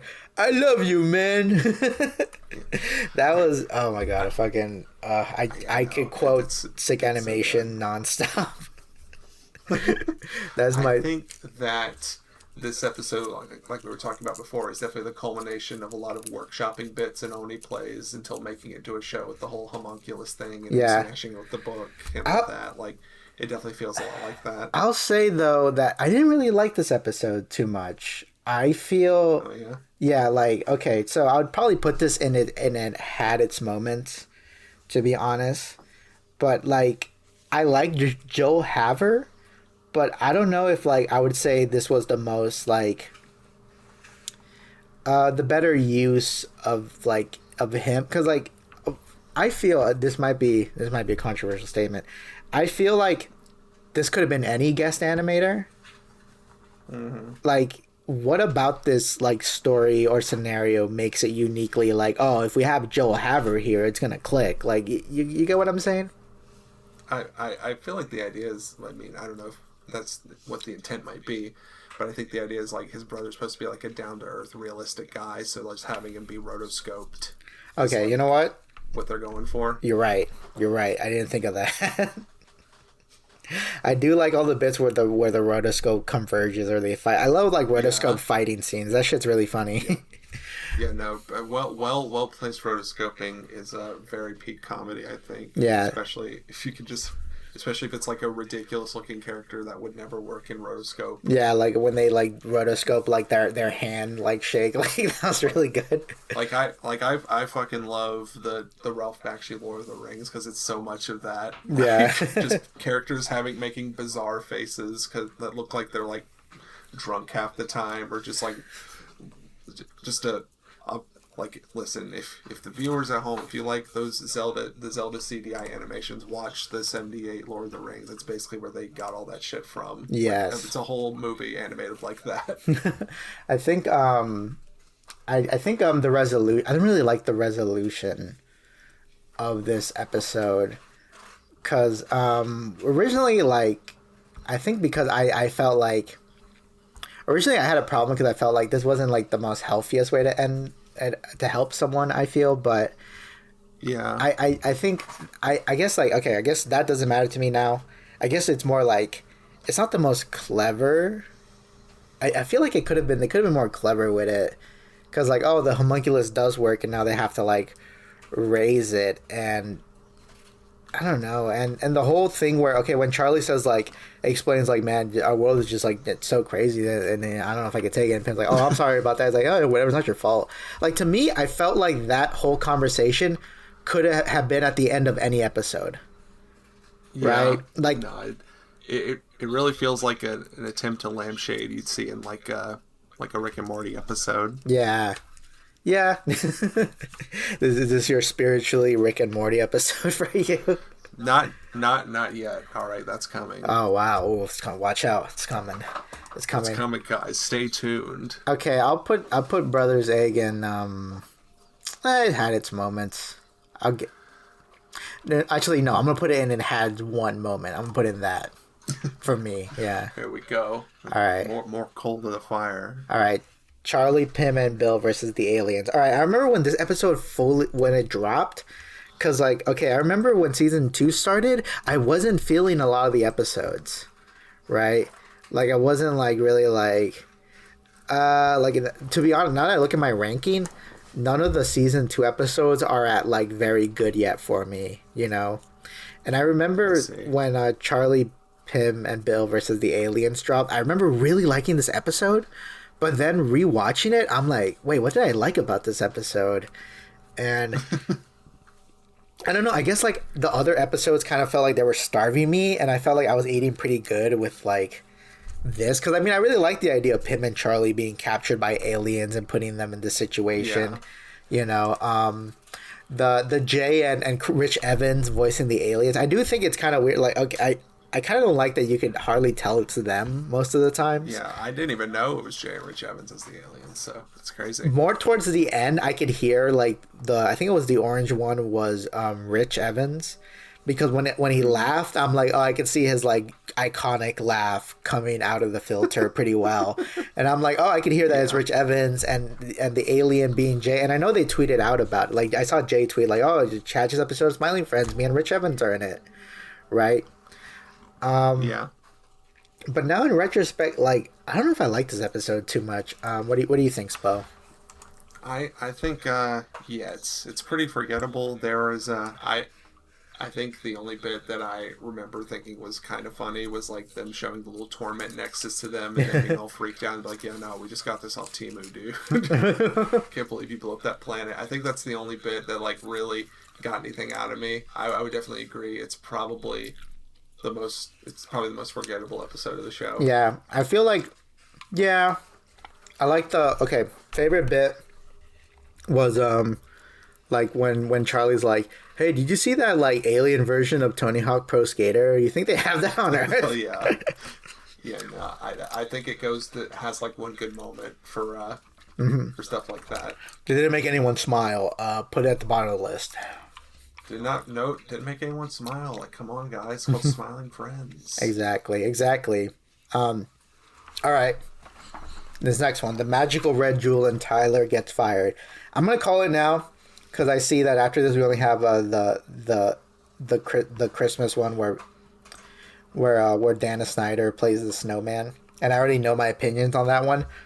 I'm putting down the magical red jewel as best of the season. Right? And I definitely think it's very good. Yeah. Mm-hmm. It's on my best of the season, and because I really like this is like I think it's been we gotten an episode where they kind of like now it's like Boss and Pim and Charlie and Alan, right? We haven't really gotten an episode. What was the last episode where they did something like that? It kind of, because I have it in my notes here, it's kind of the only Mr. Boss focused episode. It's like, so he definitely brings a different energy than anyone else does, where, you know, like he's very like bipolar in a way, where he'll be acting cool for a moment, but the second anything slightly doesn't go his way, he's like, let's kill ourselves right now. You and me, suicide pact. I love Spantopia, the king of Spantopia, like the way he talked. I think that's really funny. Yeah.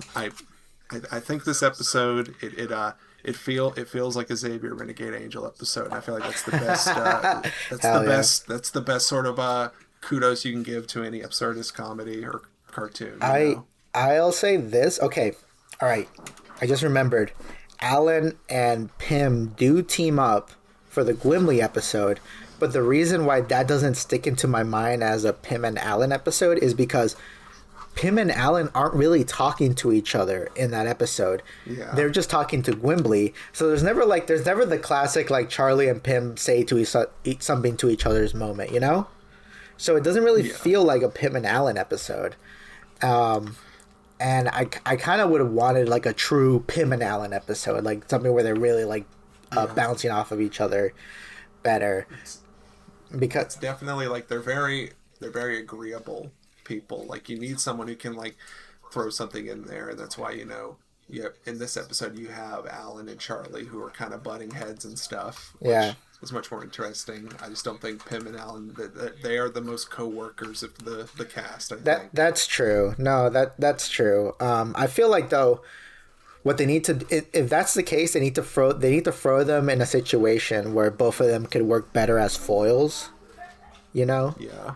Right. I think when something like that happens, where these two characters are too kind of like, not nothing too much is going around with their relationship. You got to throw them into something that like really like because having Pim be the translator for Mr. Boss means we get a lot of interactions with Pim and Mr. Boss, right? Yeah. That are like really good. I like that. And you need to do something like that because Pim would just listen to everything Mr. Boss tells him because he's his boss, right? Yeah. And I like that about the episode. Alan and Charlie do always kind of fight each other. I noticed when they're put together.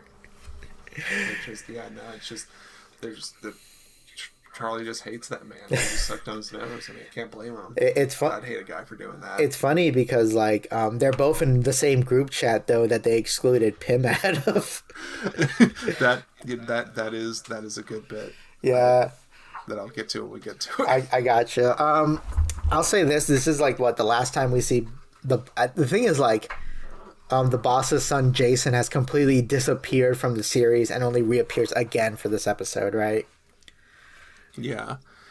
But they write him out. He grew his beautiful butterfly wings and left. Away, I think I do like the whole like this is also I'll put it on my list of one of my favorite like ending moments with the whole like dust and they're all coffeeing and everything. They do a similar bit in every episode, but this one is I feel like it's a little bit more unique. Yeah.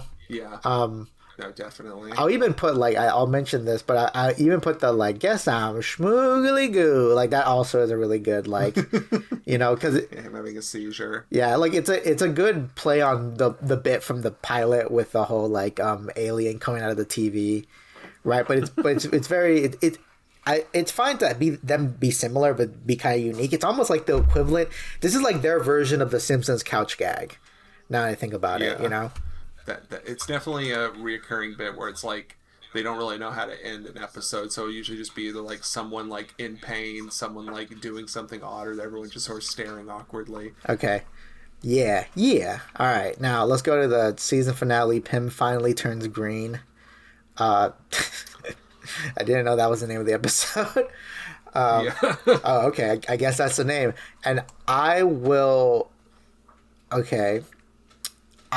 put this in. I know for sure it has one moment, and the one moment is the whole bit with the Yeti. Yeah, I was watching it and like the Yeti bit and the Bill Nye stuff is funny. Yeah, I think it's still worst of the season for me because like it really feels like a Rick and Morty joke that is stretched out too long. Right. Like, the way that Rick and Morty sort of plays with tropes and stuff and sort of adds its sort of twist to it, it's sick, dark, evil twist, twisted mind twist. Right. I feel like that's what it's doing here, and like there's definitely good jokes sprinkled around it, but the majority of the episode is just Dana Snyder screaming, and yeah, I don't think I find it that funny. And the thing is, Dana Snyder screaming isn't that funny. Yeah, I feel like he was like because Dana Snyder can be a funny guy. I think they should have made him play like a douchebag or something, have a play on not exactly Master Shake, but I love Master Shake, like do something where he might play an asshole or something, but him being the snowman, like I feel like they could have had him in a better role, to be honest. It's funny that I did before this whole season came out. After the end of season 1, I remember meeting Dana Snyder in person at a convention, and and I'm not making this up. I think I mentioned this in an old podcast of mine, but it was unironically that thing where like when you meet someone you look up to and they want to hang out with you. That fucking happened with me and Dana Snyder, because I told him like, oh, my partner has a booth at this convention that he's at. And he's like, oh really? He's like, oh okay. He's like, oh all right, well the convention hasn't started, so I'm just gonna close my booth and just let's go check out this booth of your partner. And I'm like, holy shit, is this actually happening? Is he actually happening? Holy shit. God. He's just hanging out and I'm just talking to him casually. It's like, oh shit, this is awesome. And my partner had Smiling Friends merch, and he looked at it and he said like, oh yeah, I just recorded a voice for this show. and it's like, oh, he's gonna be in Smiling Friends. I didn't know that. Anyway, Dan Snyder, friendly guy. Hell, awesome guy. They underutilized him, or they could have put him in a better role. Yeah, that sounds like a great experience. That definitely probably makes the episode more memorable to you, and I get it. I still think, if I got to pick the worst of the season, it was a close call between this and Mr. Boss Finds Love, but this one, I wouldn't even say it was a close call. I think this one goes by a landslide. Yeah, I think now I'm looking at my chart for best of the season. I put Magical Red Jewel, and worst. I'm sorry, Spo. You're gonna hate me. Just because I have to put a worst of the season, I'm gonna have to put Mr. President as worst of the season, because it was between that and the Brother's Egg. But I feel like I laughed more at the Brothers, even though I didn't really like the Brother's Egg episode too much. I laughed more on that one than Mr. President. You know. Yeah, no, I get you. It's fine. It's whatever. It's fine. Whatever. Fuck it. Whatever. I'm not white knuckling my desk right now. Whatever. Fuck, the show's over. Dude, who cares? All right, who fucking cares? Dude, who cares? Fupa Fellas, more like Fupa Goners. All right. I don't even care. All right. Yep. There you go. There's my lineup. All right. Last season. Oh my god. Yeah. Let's make this one a little bit quicker, or we'll see. We'll see how it goes. We'll see how it goes. I feel like people are gonna like that it's long, because it's gonna seem like we're thorough. Yeah, exactly. I mean, I think we've been pretty thorough. All right. Okay, I'll say this. Silly Samuel. I'll put it up in very good.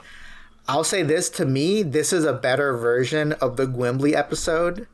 And even though I find Gwimbly more funnier of a character than Silly Samuel, I think the story in the Silly Samuel episode is a lot stronger. Silly Samuel is a much more proactive, character in his story, than Gwimbly was. Yeah.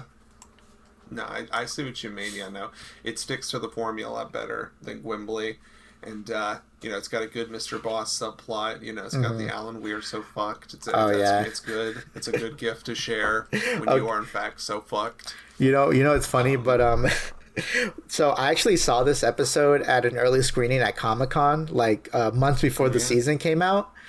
And after the event was over and I was riding the public transportation home, I saw that someone tweeted out that oh, have you seen Smiling Friends? Prove it. Say a Smiling Friends quote. And I quote tweeted that with the Charlie quote. Whoa, that guy just turned into sand.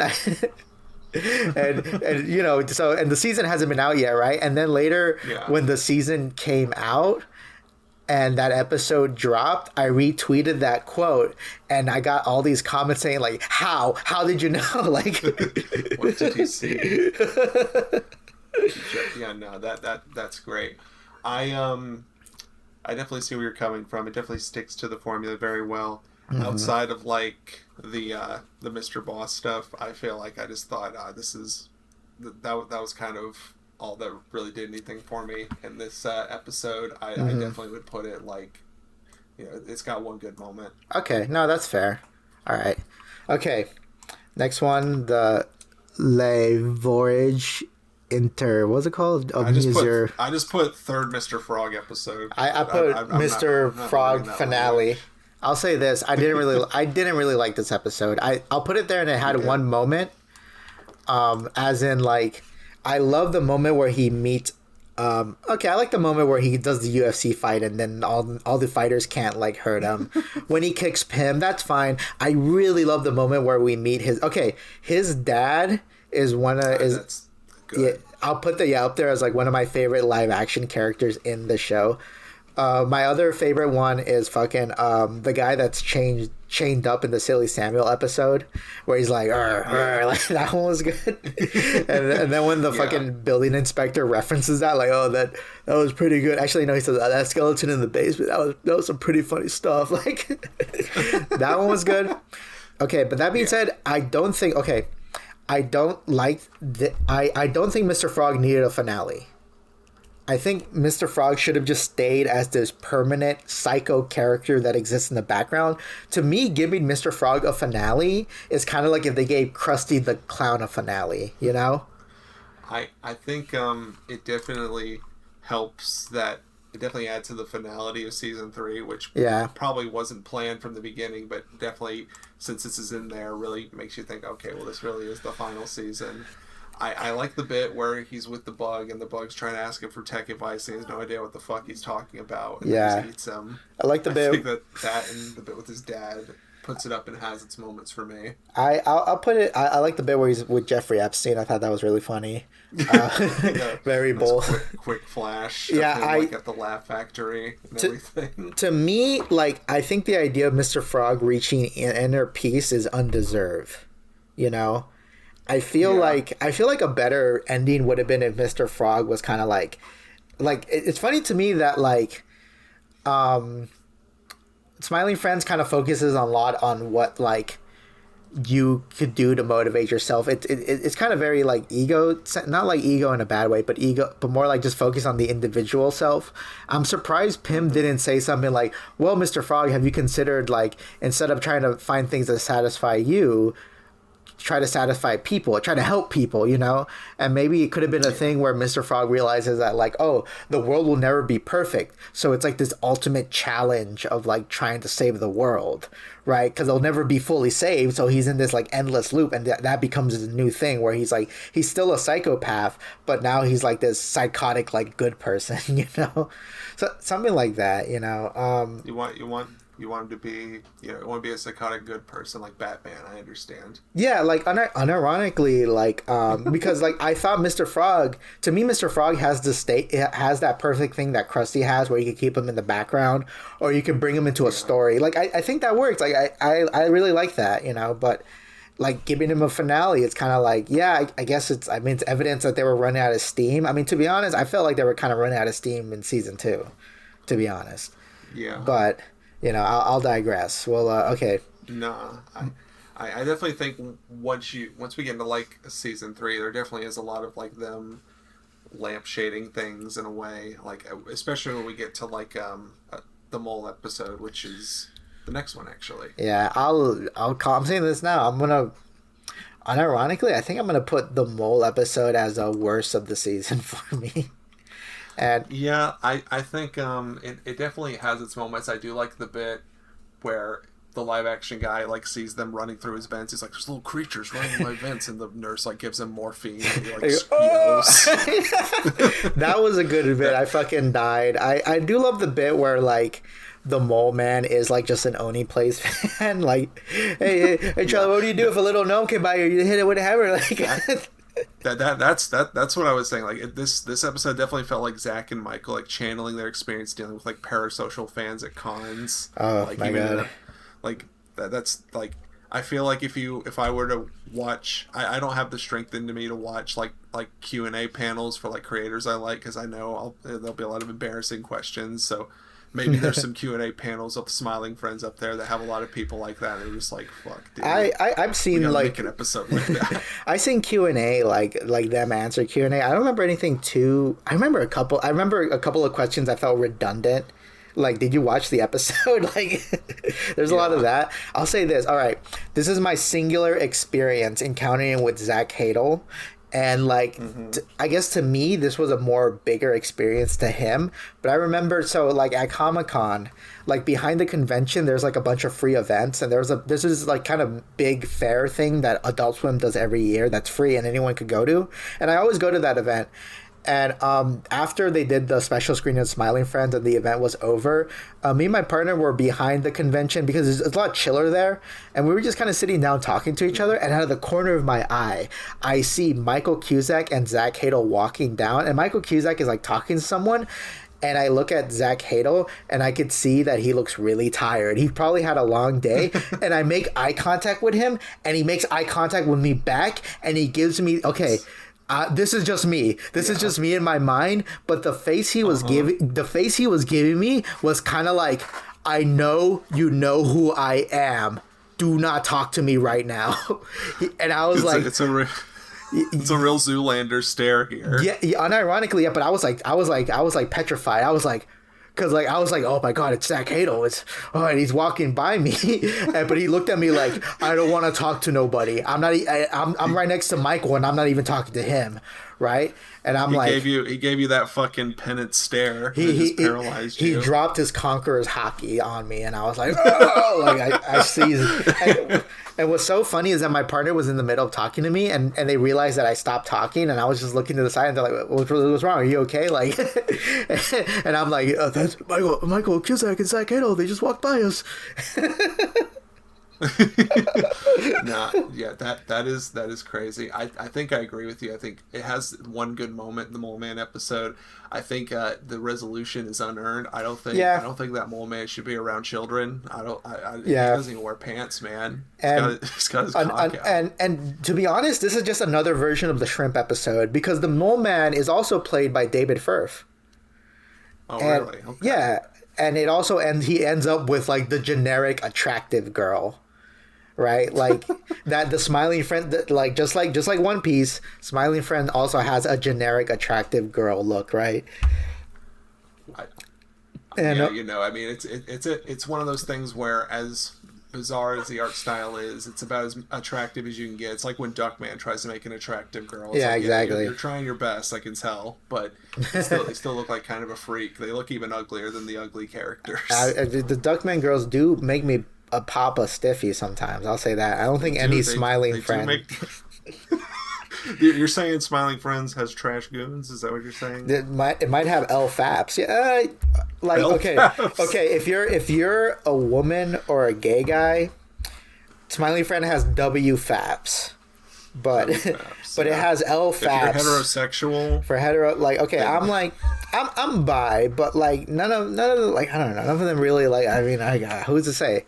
In the comments, is Smiling Friends L Faps or W Faps? L Goons or W Goons? You decide.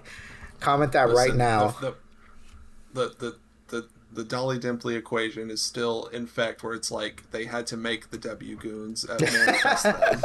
Exactly. Dolly is W Goons. Yeah, I agree. It's W Goons, but she's not canon, so it doesn't count. True.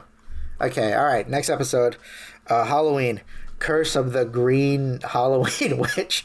I'm gonna put this in pretty good. I really like this one. I like it too. I think it's my favorite of the Halloween episodes. I think it's got. It honestly, looking at their Halloween episodes, it really just makes me wonder, like, they need to do like a horror comedy or something. It's clear that they have a lot of love for that. I agree. Actually, if the next thing Zach does is more of a horror comedy, that'd be awesome. I'll say this though, to me, this is kind of in the running as potentially like just as good as a Pim's like Halloween episode. I like the Pim one though because as a narrative, it's more stronger and the setup punchline is way more cleaner.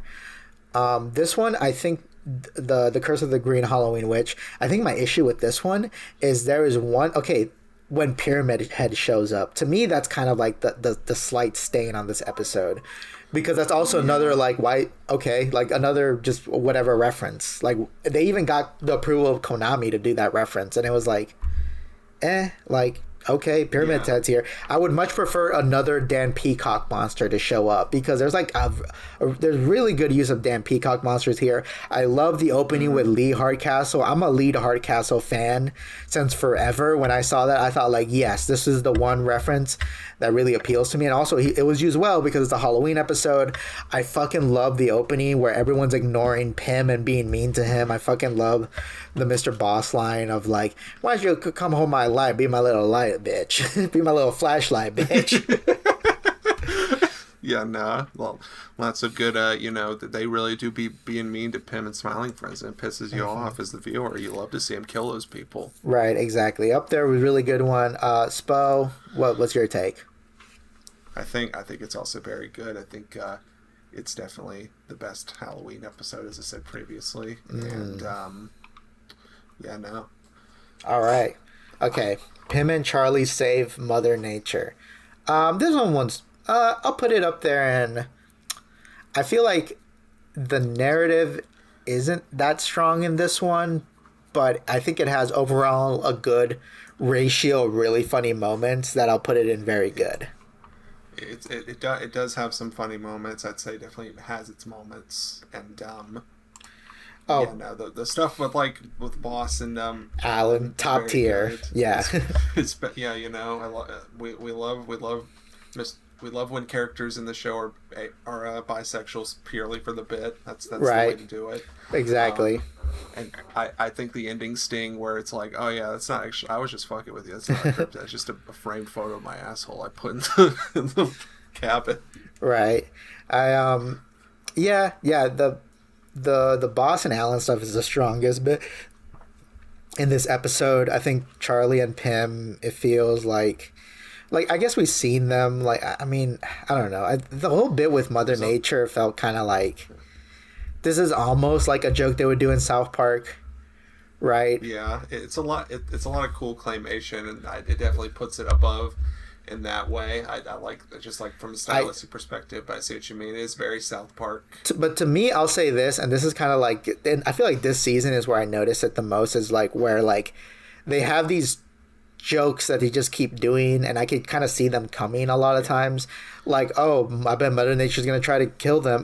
Here's the thing. Here's the thing. If there's a mixed media character in a Smiling Friends episode, it's either A, they're gonna get killed violently, or B, they're gonna try to kill people. Right? Like that seems to be the default mode for like when there's like a mixed media character, you know? Yeah, I think I definitely see what you mean. Like even with the Mole Man episode, that definitely felt like that was them sort of really lampshading a lot of their tropes and stuff that they had probably seen at that point, and were like, okay, here's the formula that we've found our way into somewhat. Right. Like, this one definitely is kind of playing. It's kind of playing the beats, and yeah, I definitely agree that it's definitely probably just like the one I don't think about as much the most, especially for its main plot. Yeah, as it's a very forgettable Charlie and Pim story, very memorable Alan and Boss story, though. Exactly. Right. The two goats clashing it out, having sex in the cabin, ignoring their coworkers. That's what we love to see. Right. Okay, all right, Squim Returns. I'll put Squim Returns probably as in it has one moment, I feel. What do you think, Spo? I really love Coast Berry's art. I think I've been following his stuff forever, and it's cool seeing his stuff here. I definitely think it has its moments, but I agree with you. I think it's a very... It's kind of just like a whatever. I think I love the bit where it's like the maggot and the rat, like, worm and rat, iconic duo back together. You weren't expecting that, folks. And then they start crying and hug each other, like the garbage for both of us. The garbage. I thought that was really good, very fun audio I see on TikTok. I think my one bit of like, okay, I knew they were going to kill Squim. It felt so obvious they were going to kill him. Like, this guy has written, like, oh, this motherfucker has dead flags all over him. I'll say this, though. I thought it would have been better if Squib met Charlie while he was hallucinating. Because, okay, basically, I would have just wanted where, like, Pim and Squim, they see Charlie and hallucinate. They're like, Charlie, what's wrong? And then he's like, he's having like the seizure, and then Pim is all like, oh, we need to take him to a hospital. But then Squim is like, no, he just needs to be more positive. It starts doing his dance, right? And Charlie's like freaking out. He's like, oh, he's like seeing him do the fucking dance, and Squim's like, I need to just dance harder. And then that's when the cops show up, and they're all like, oh my god, two like homeless guy fighting or something, and they start gunning them down, and miraculously Charlie doesn't get hit, only Squib does, right? And to me, like, oh, that would have been worked better with the whole thing about like you can't always be positive, you can't out positive any problem, because like there's some things like physical ailments, like what Charlie has, that can't be fixed with being positive, you know? And I think that would have been a stronger kind of climax to that episode. But like it felt like it felt like it didn't merge, like, because it was one of those things where like I could see the A plot and B plot about to like climax together, and I really, and that's a good thing. I like when that happens. That means you're using your story very economically. But the fact that like they kind of like flinched like right before that happened with Swim getting gunned down made me think like this episode could have been better, you know. Especially with Squib surviving. I think the way to kind of piggyback how you're saying, the way to go about it would have been like Charlie, you know, Squib was like dancing in Charlie's face while he was like freaking out, and he just like, you know, almost just like kicks him away, and he just like falls down like all limply, like very much like the little demon guy in the Charlie dies and doesn't come back, where it's just like that, and then you know, then you kind of have the scene where we're in the hospital, and then he's like alive, but he's still in the wheelchair thing. Like Charlie violently attacks Squim, and then like they wake up in the hospital, and Charlie, oh, what happened? Exactly. Or what if like Charlie bit off his face, and that could have been like a bath salts like zombie reference? Oh my god. Right. I think definitely has like one good moment. That's where I put it. And all right, next. Anything else before we go on to the Schmalugels? No, I don't think so. I think that's pretty much everything I can say about that. All right, I'll saying this now, because I'm looking up at I can clearly see what the next couple episodes are. I'm going to put Schmoogles as the best of the season. Same here. I think it's the best one. Because I really like the bit at the beginning where they bring in Dante's actor from Clerks, Mr. Bosses does that, and then like the recurring bit is like we brought him in, and every time he tries to talk about the movie, we just tell him to shut the fuck up because we're watching the movie. That is up there. That and the guy who's chained up in the basement are two of my favorite kind of that. The basement and Mr. Frog's dad are like my favorite live action actor bit. In the show.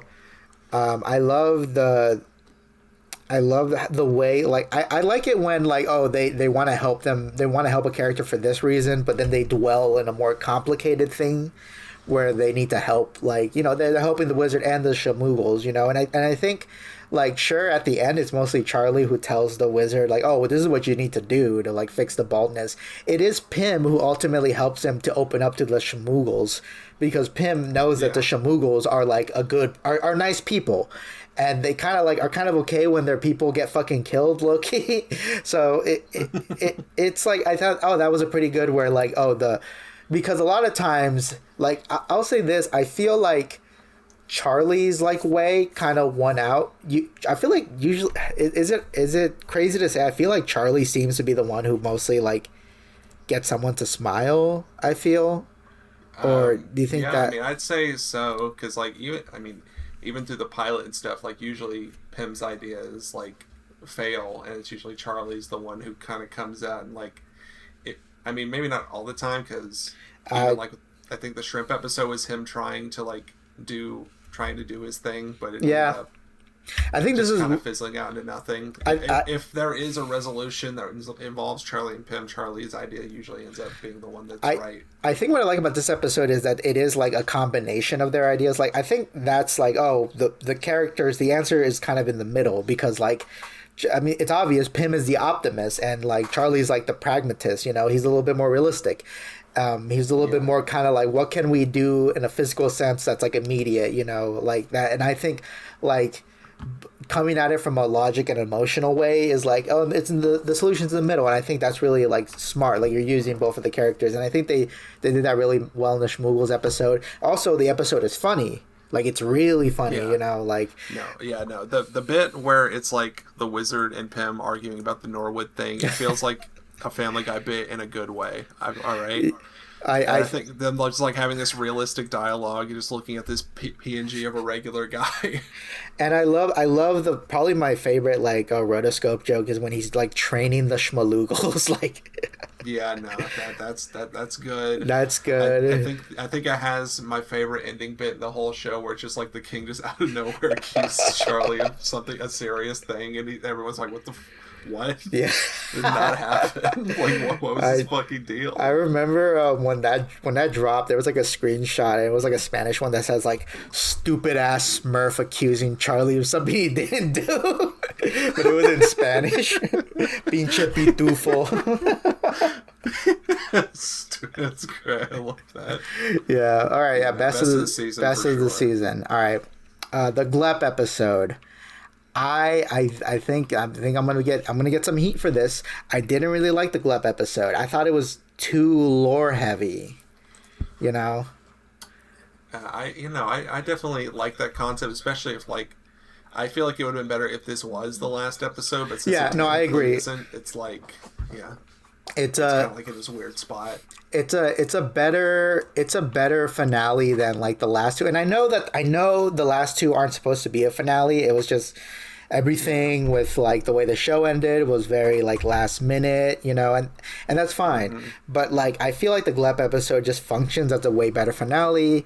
It wraps around to the origins of Smiling Friends, and also like, oh, Mr. Boss pointing the gun at himself is like, oh, that's similar to Desmond doing that, you know, like it works, you know, like, oh, here's like the real finale of Smiling Friends, you know. That being said, I wish they were more clever with like what exactly Glep does. And like I feel like there's a whole like B plot missing to what the Smiling Friends were doing without Glep. Like I feel like they could have written a really good B plot where like, okay, less Glep flashbacks and more like a B plot where they're trying to work without Glep, and then both things like colliding, you know, like I think that would have been a lot better instead of just like, oh, it's just a montage of like we're confirming headcanons about Glep or whatever, you know. Yeah, no, I definitely see what you're coming from.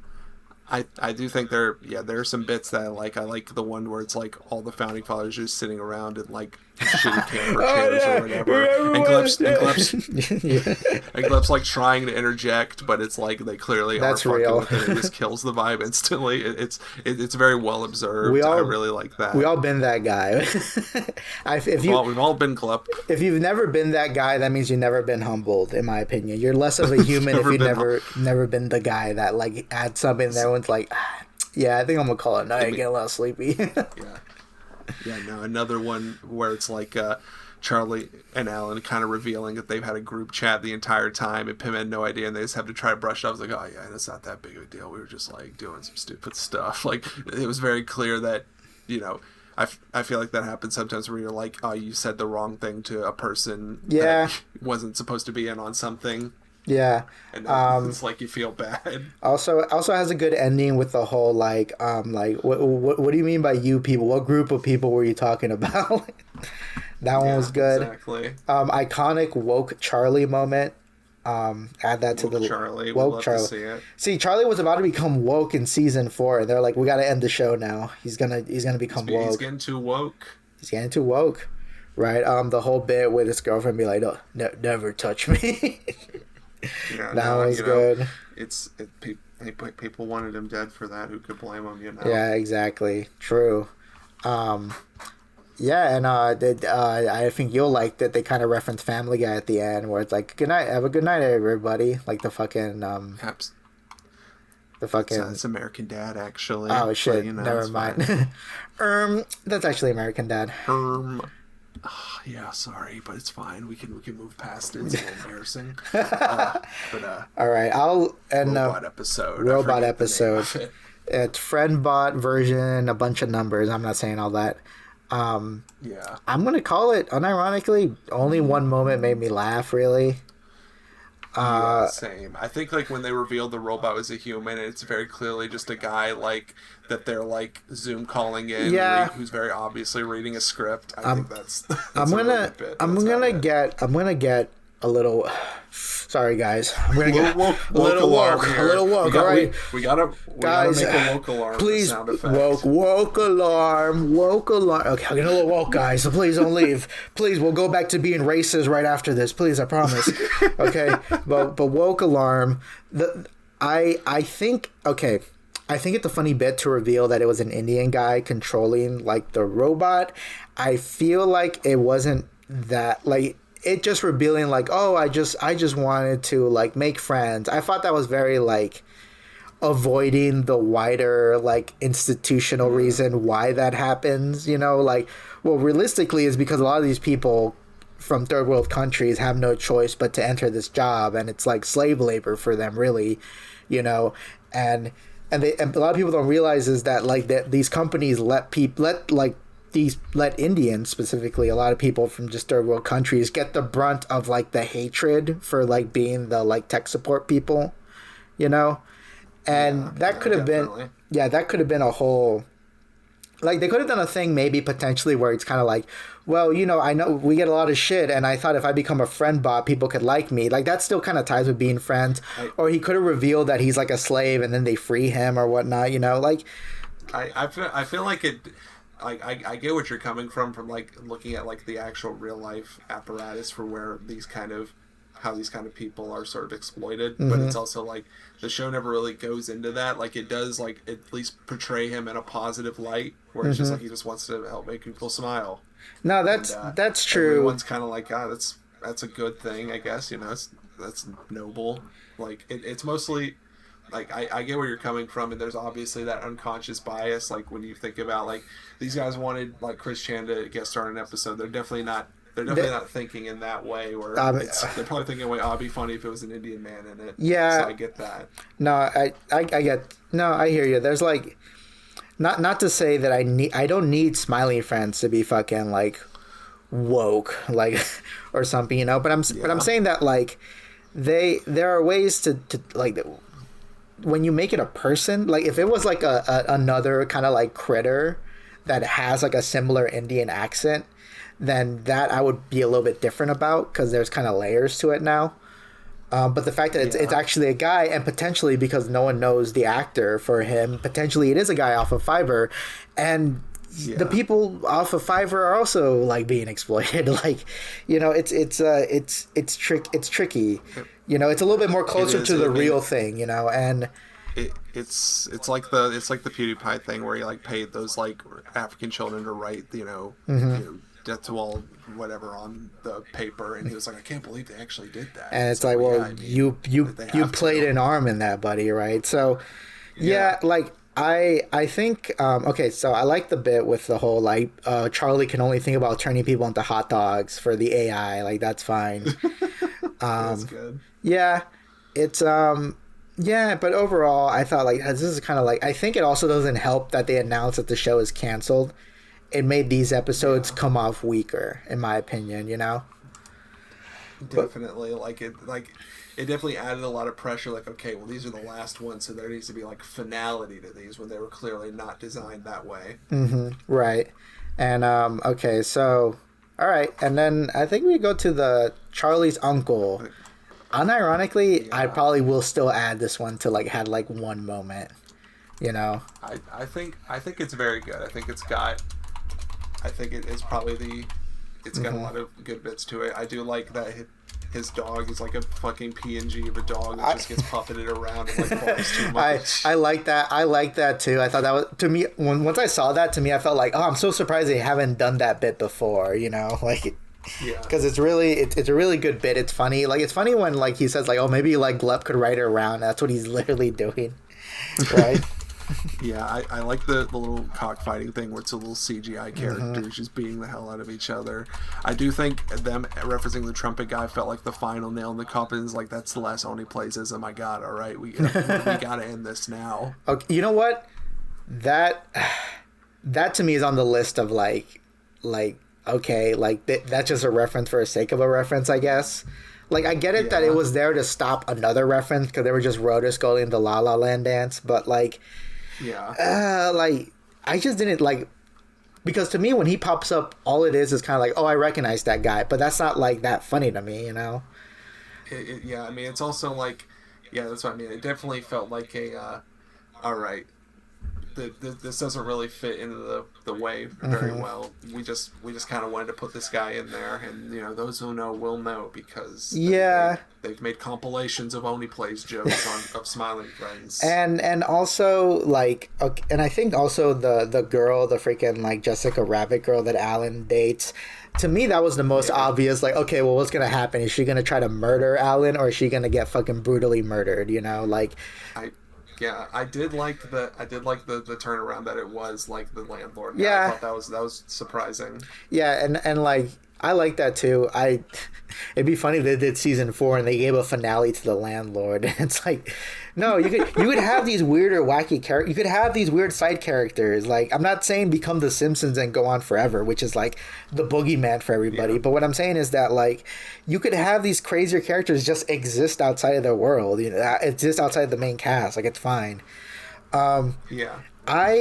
I am very mixed on like Charlie's uncle because in my opinion, I feel like he should have never showed up. I feel like he should have been this mysterious character that the more Charlie talks about him, the more weirder he comes off, the more like kind of like impossible ass shit that he's doing, Like I would have preferred more of that than like, oh, he's just like a drunk asshole pervert. Like like it's definitely like the finality that you get for like the Ed and Eddie in that Eddie movie where it's like he's talking about his brother all this time and you finally meet him. It's like, oh yeah, he's just a cunt. Oh well. Yeah, like I just thought, like, I mean, I think John DiMaggio always a good actor all around. Always knocks the role out of the park, right? Maybe if Dana Snyder played this character, maybe I liked it more. I don't know.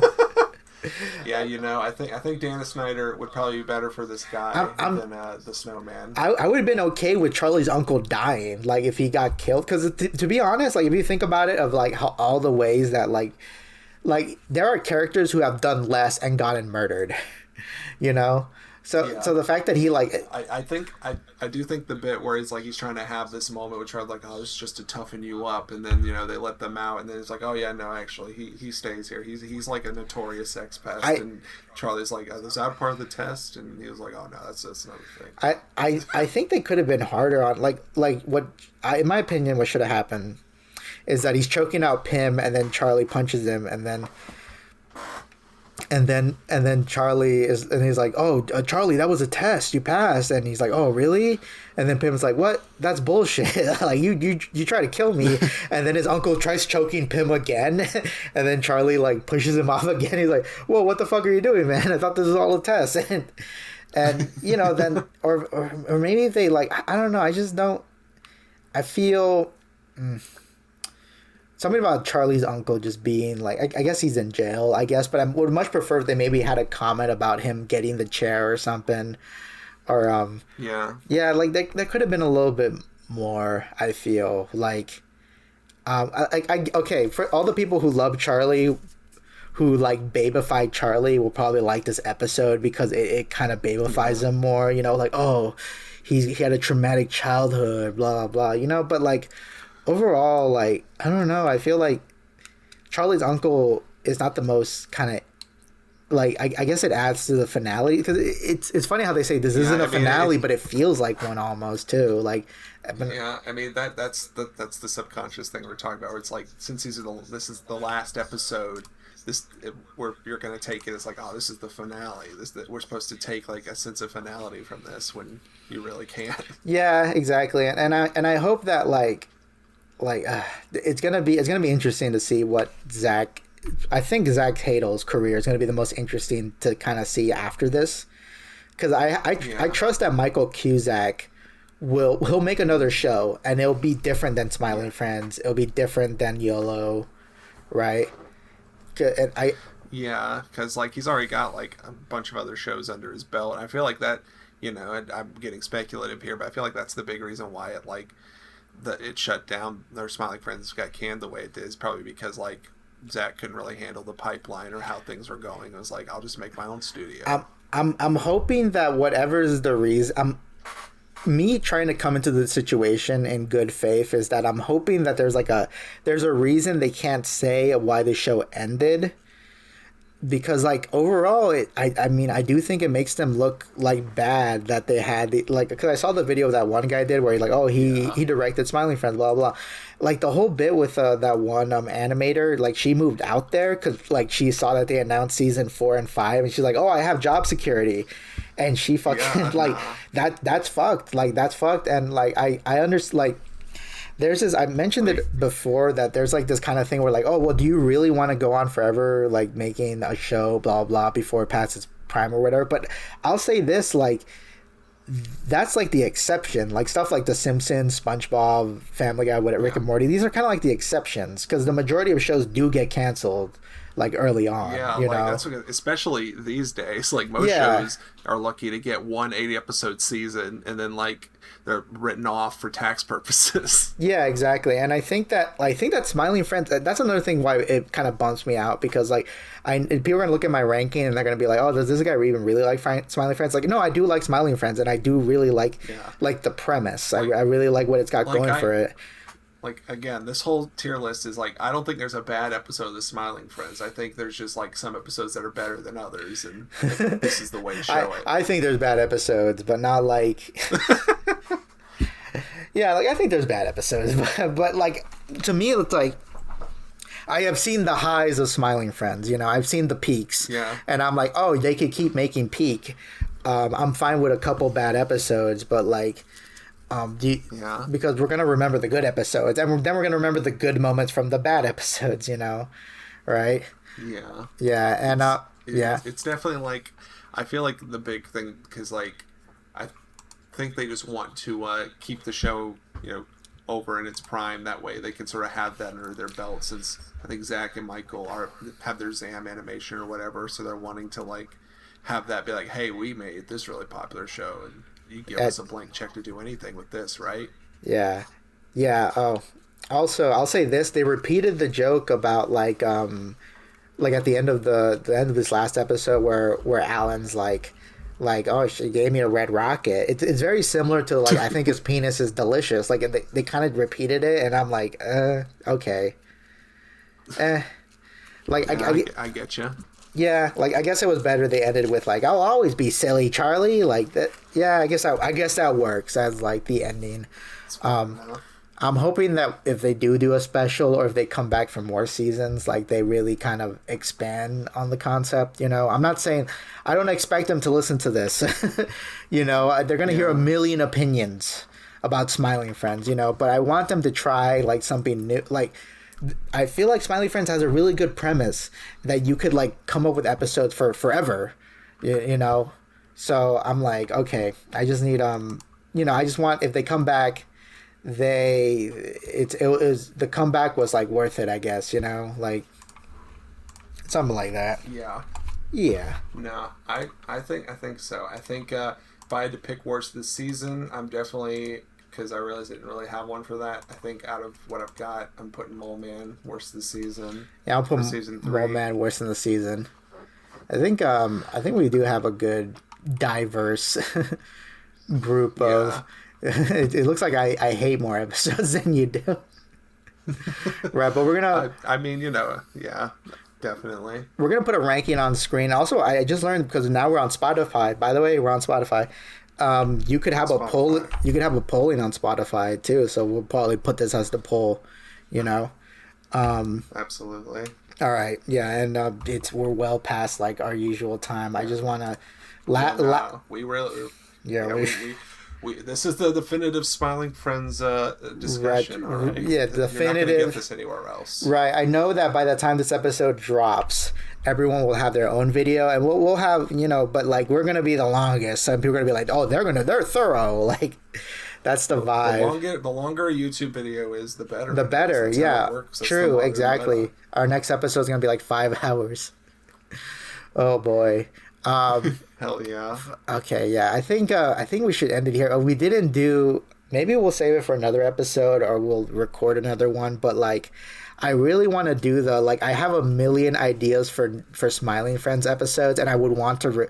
We'll do it in another episode. Maybe this could be like a secret episode or something. Or maybe a Patreon, maybe a Ko-fi, something. So, but I want to do a thing where like I have a laundry list of potential Smiling Friends episodes, and I want to release it now, so that like when they do come back, everyone could be like, "Oh shit, Cheesy guessed these episodes! Holy shit!" You know, or maybe none of them were right.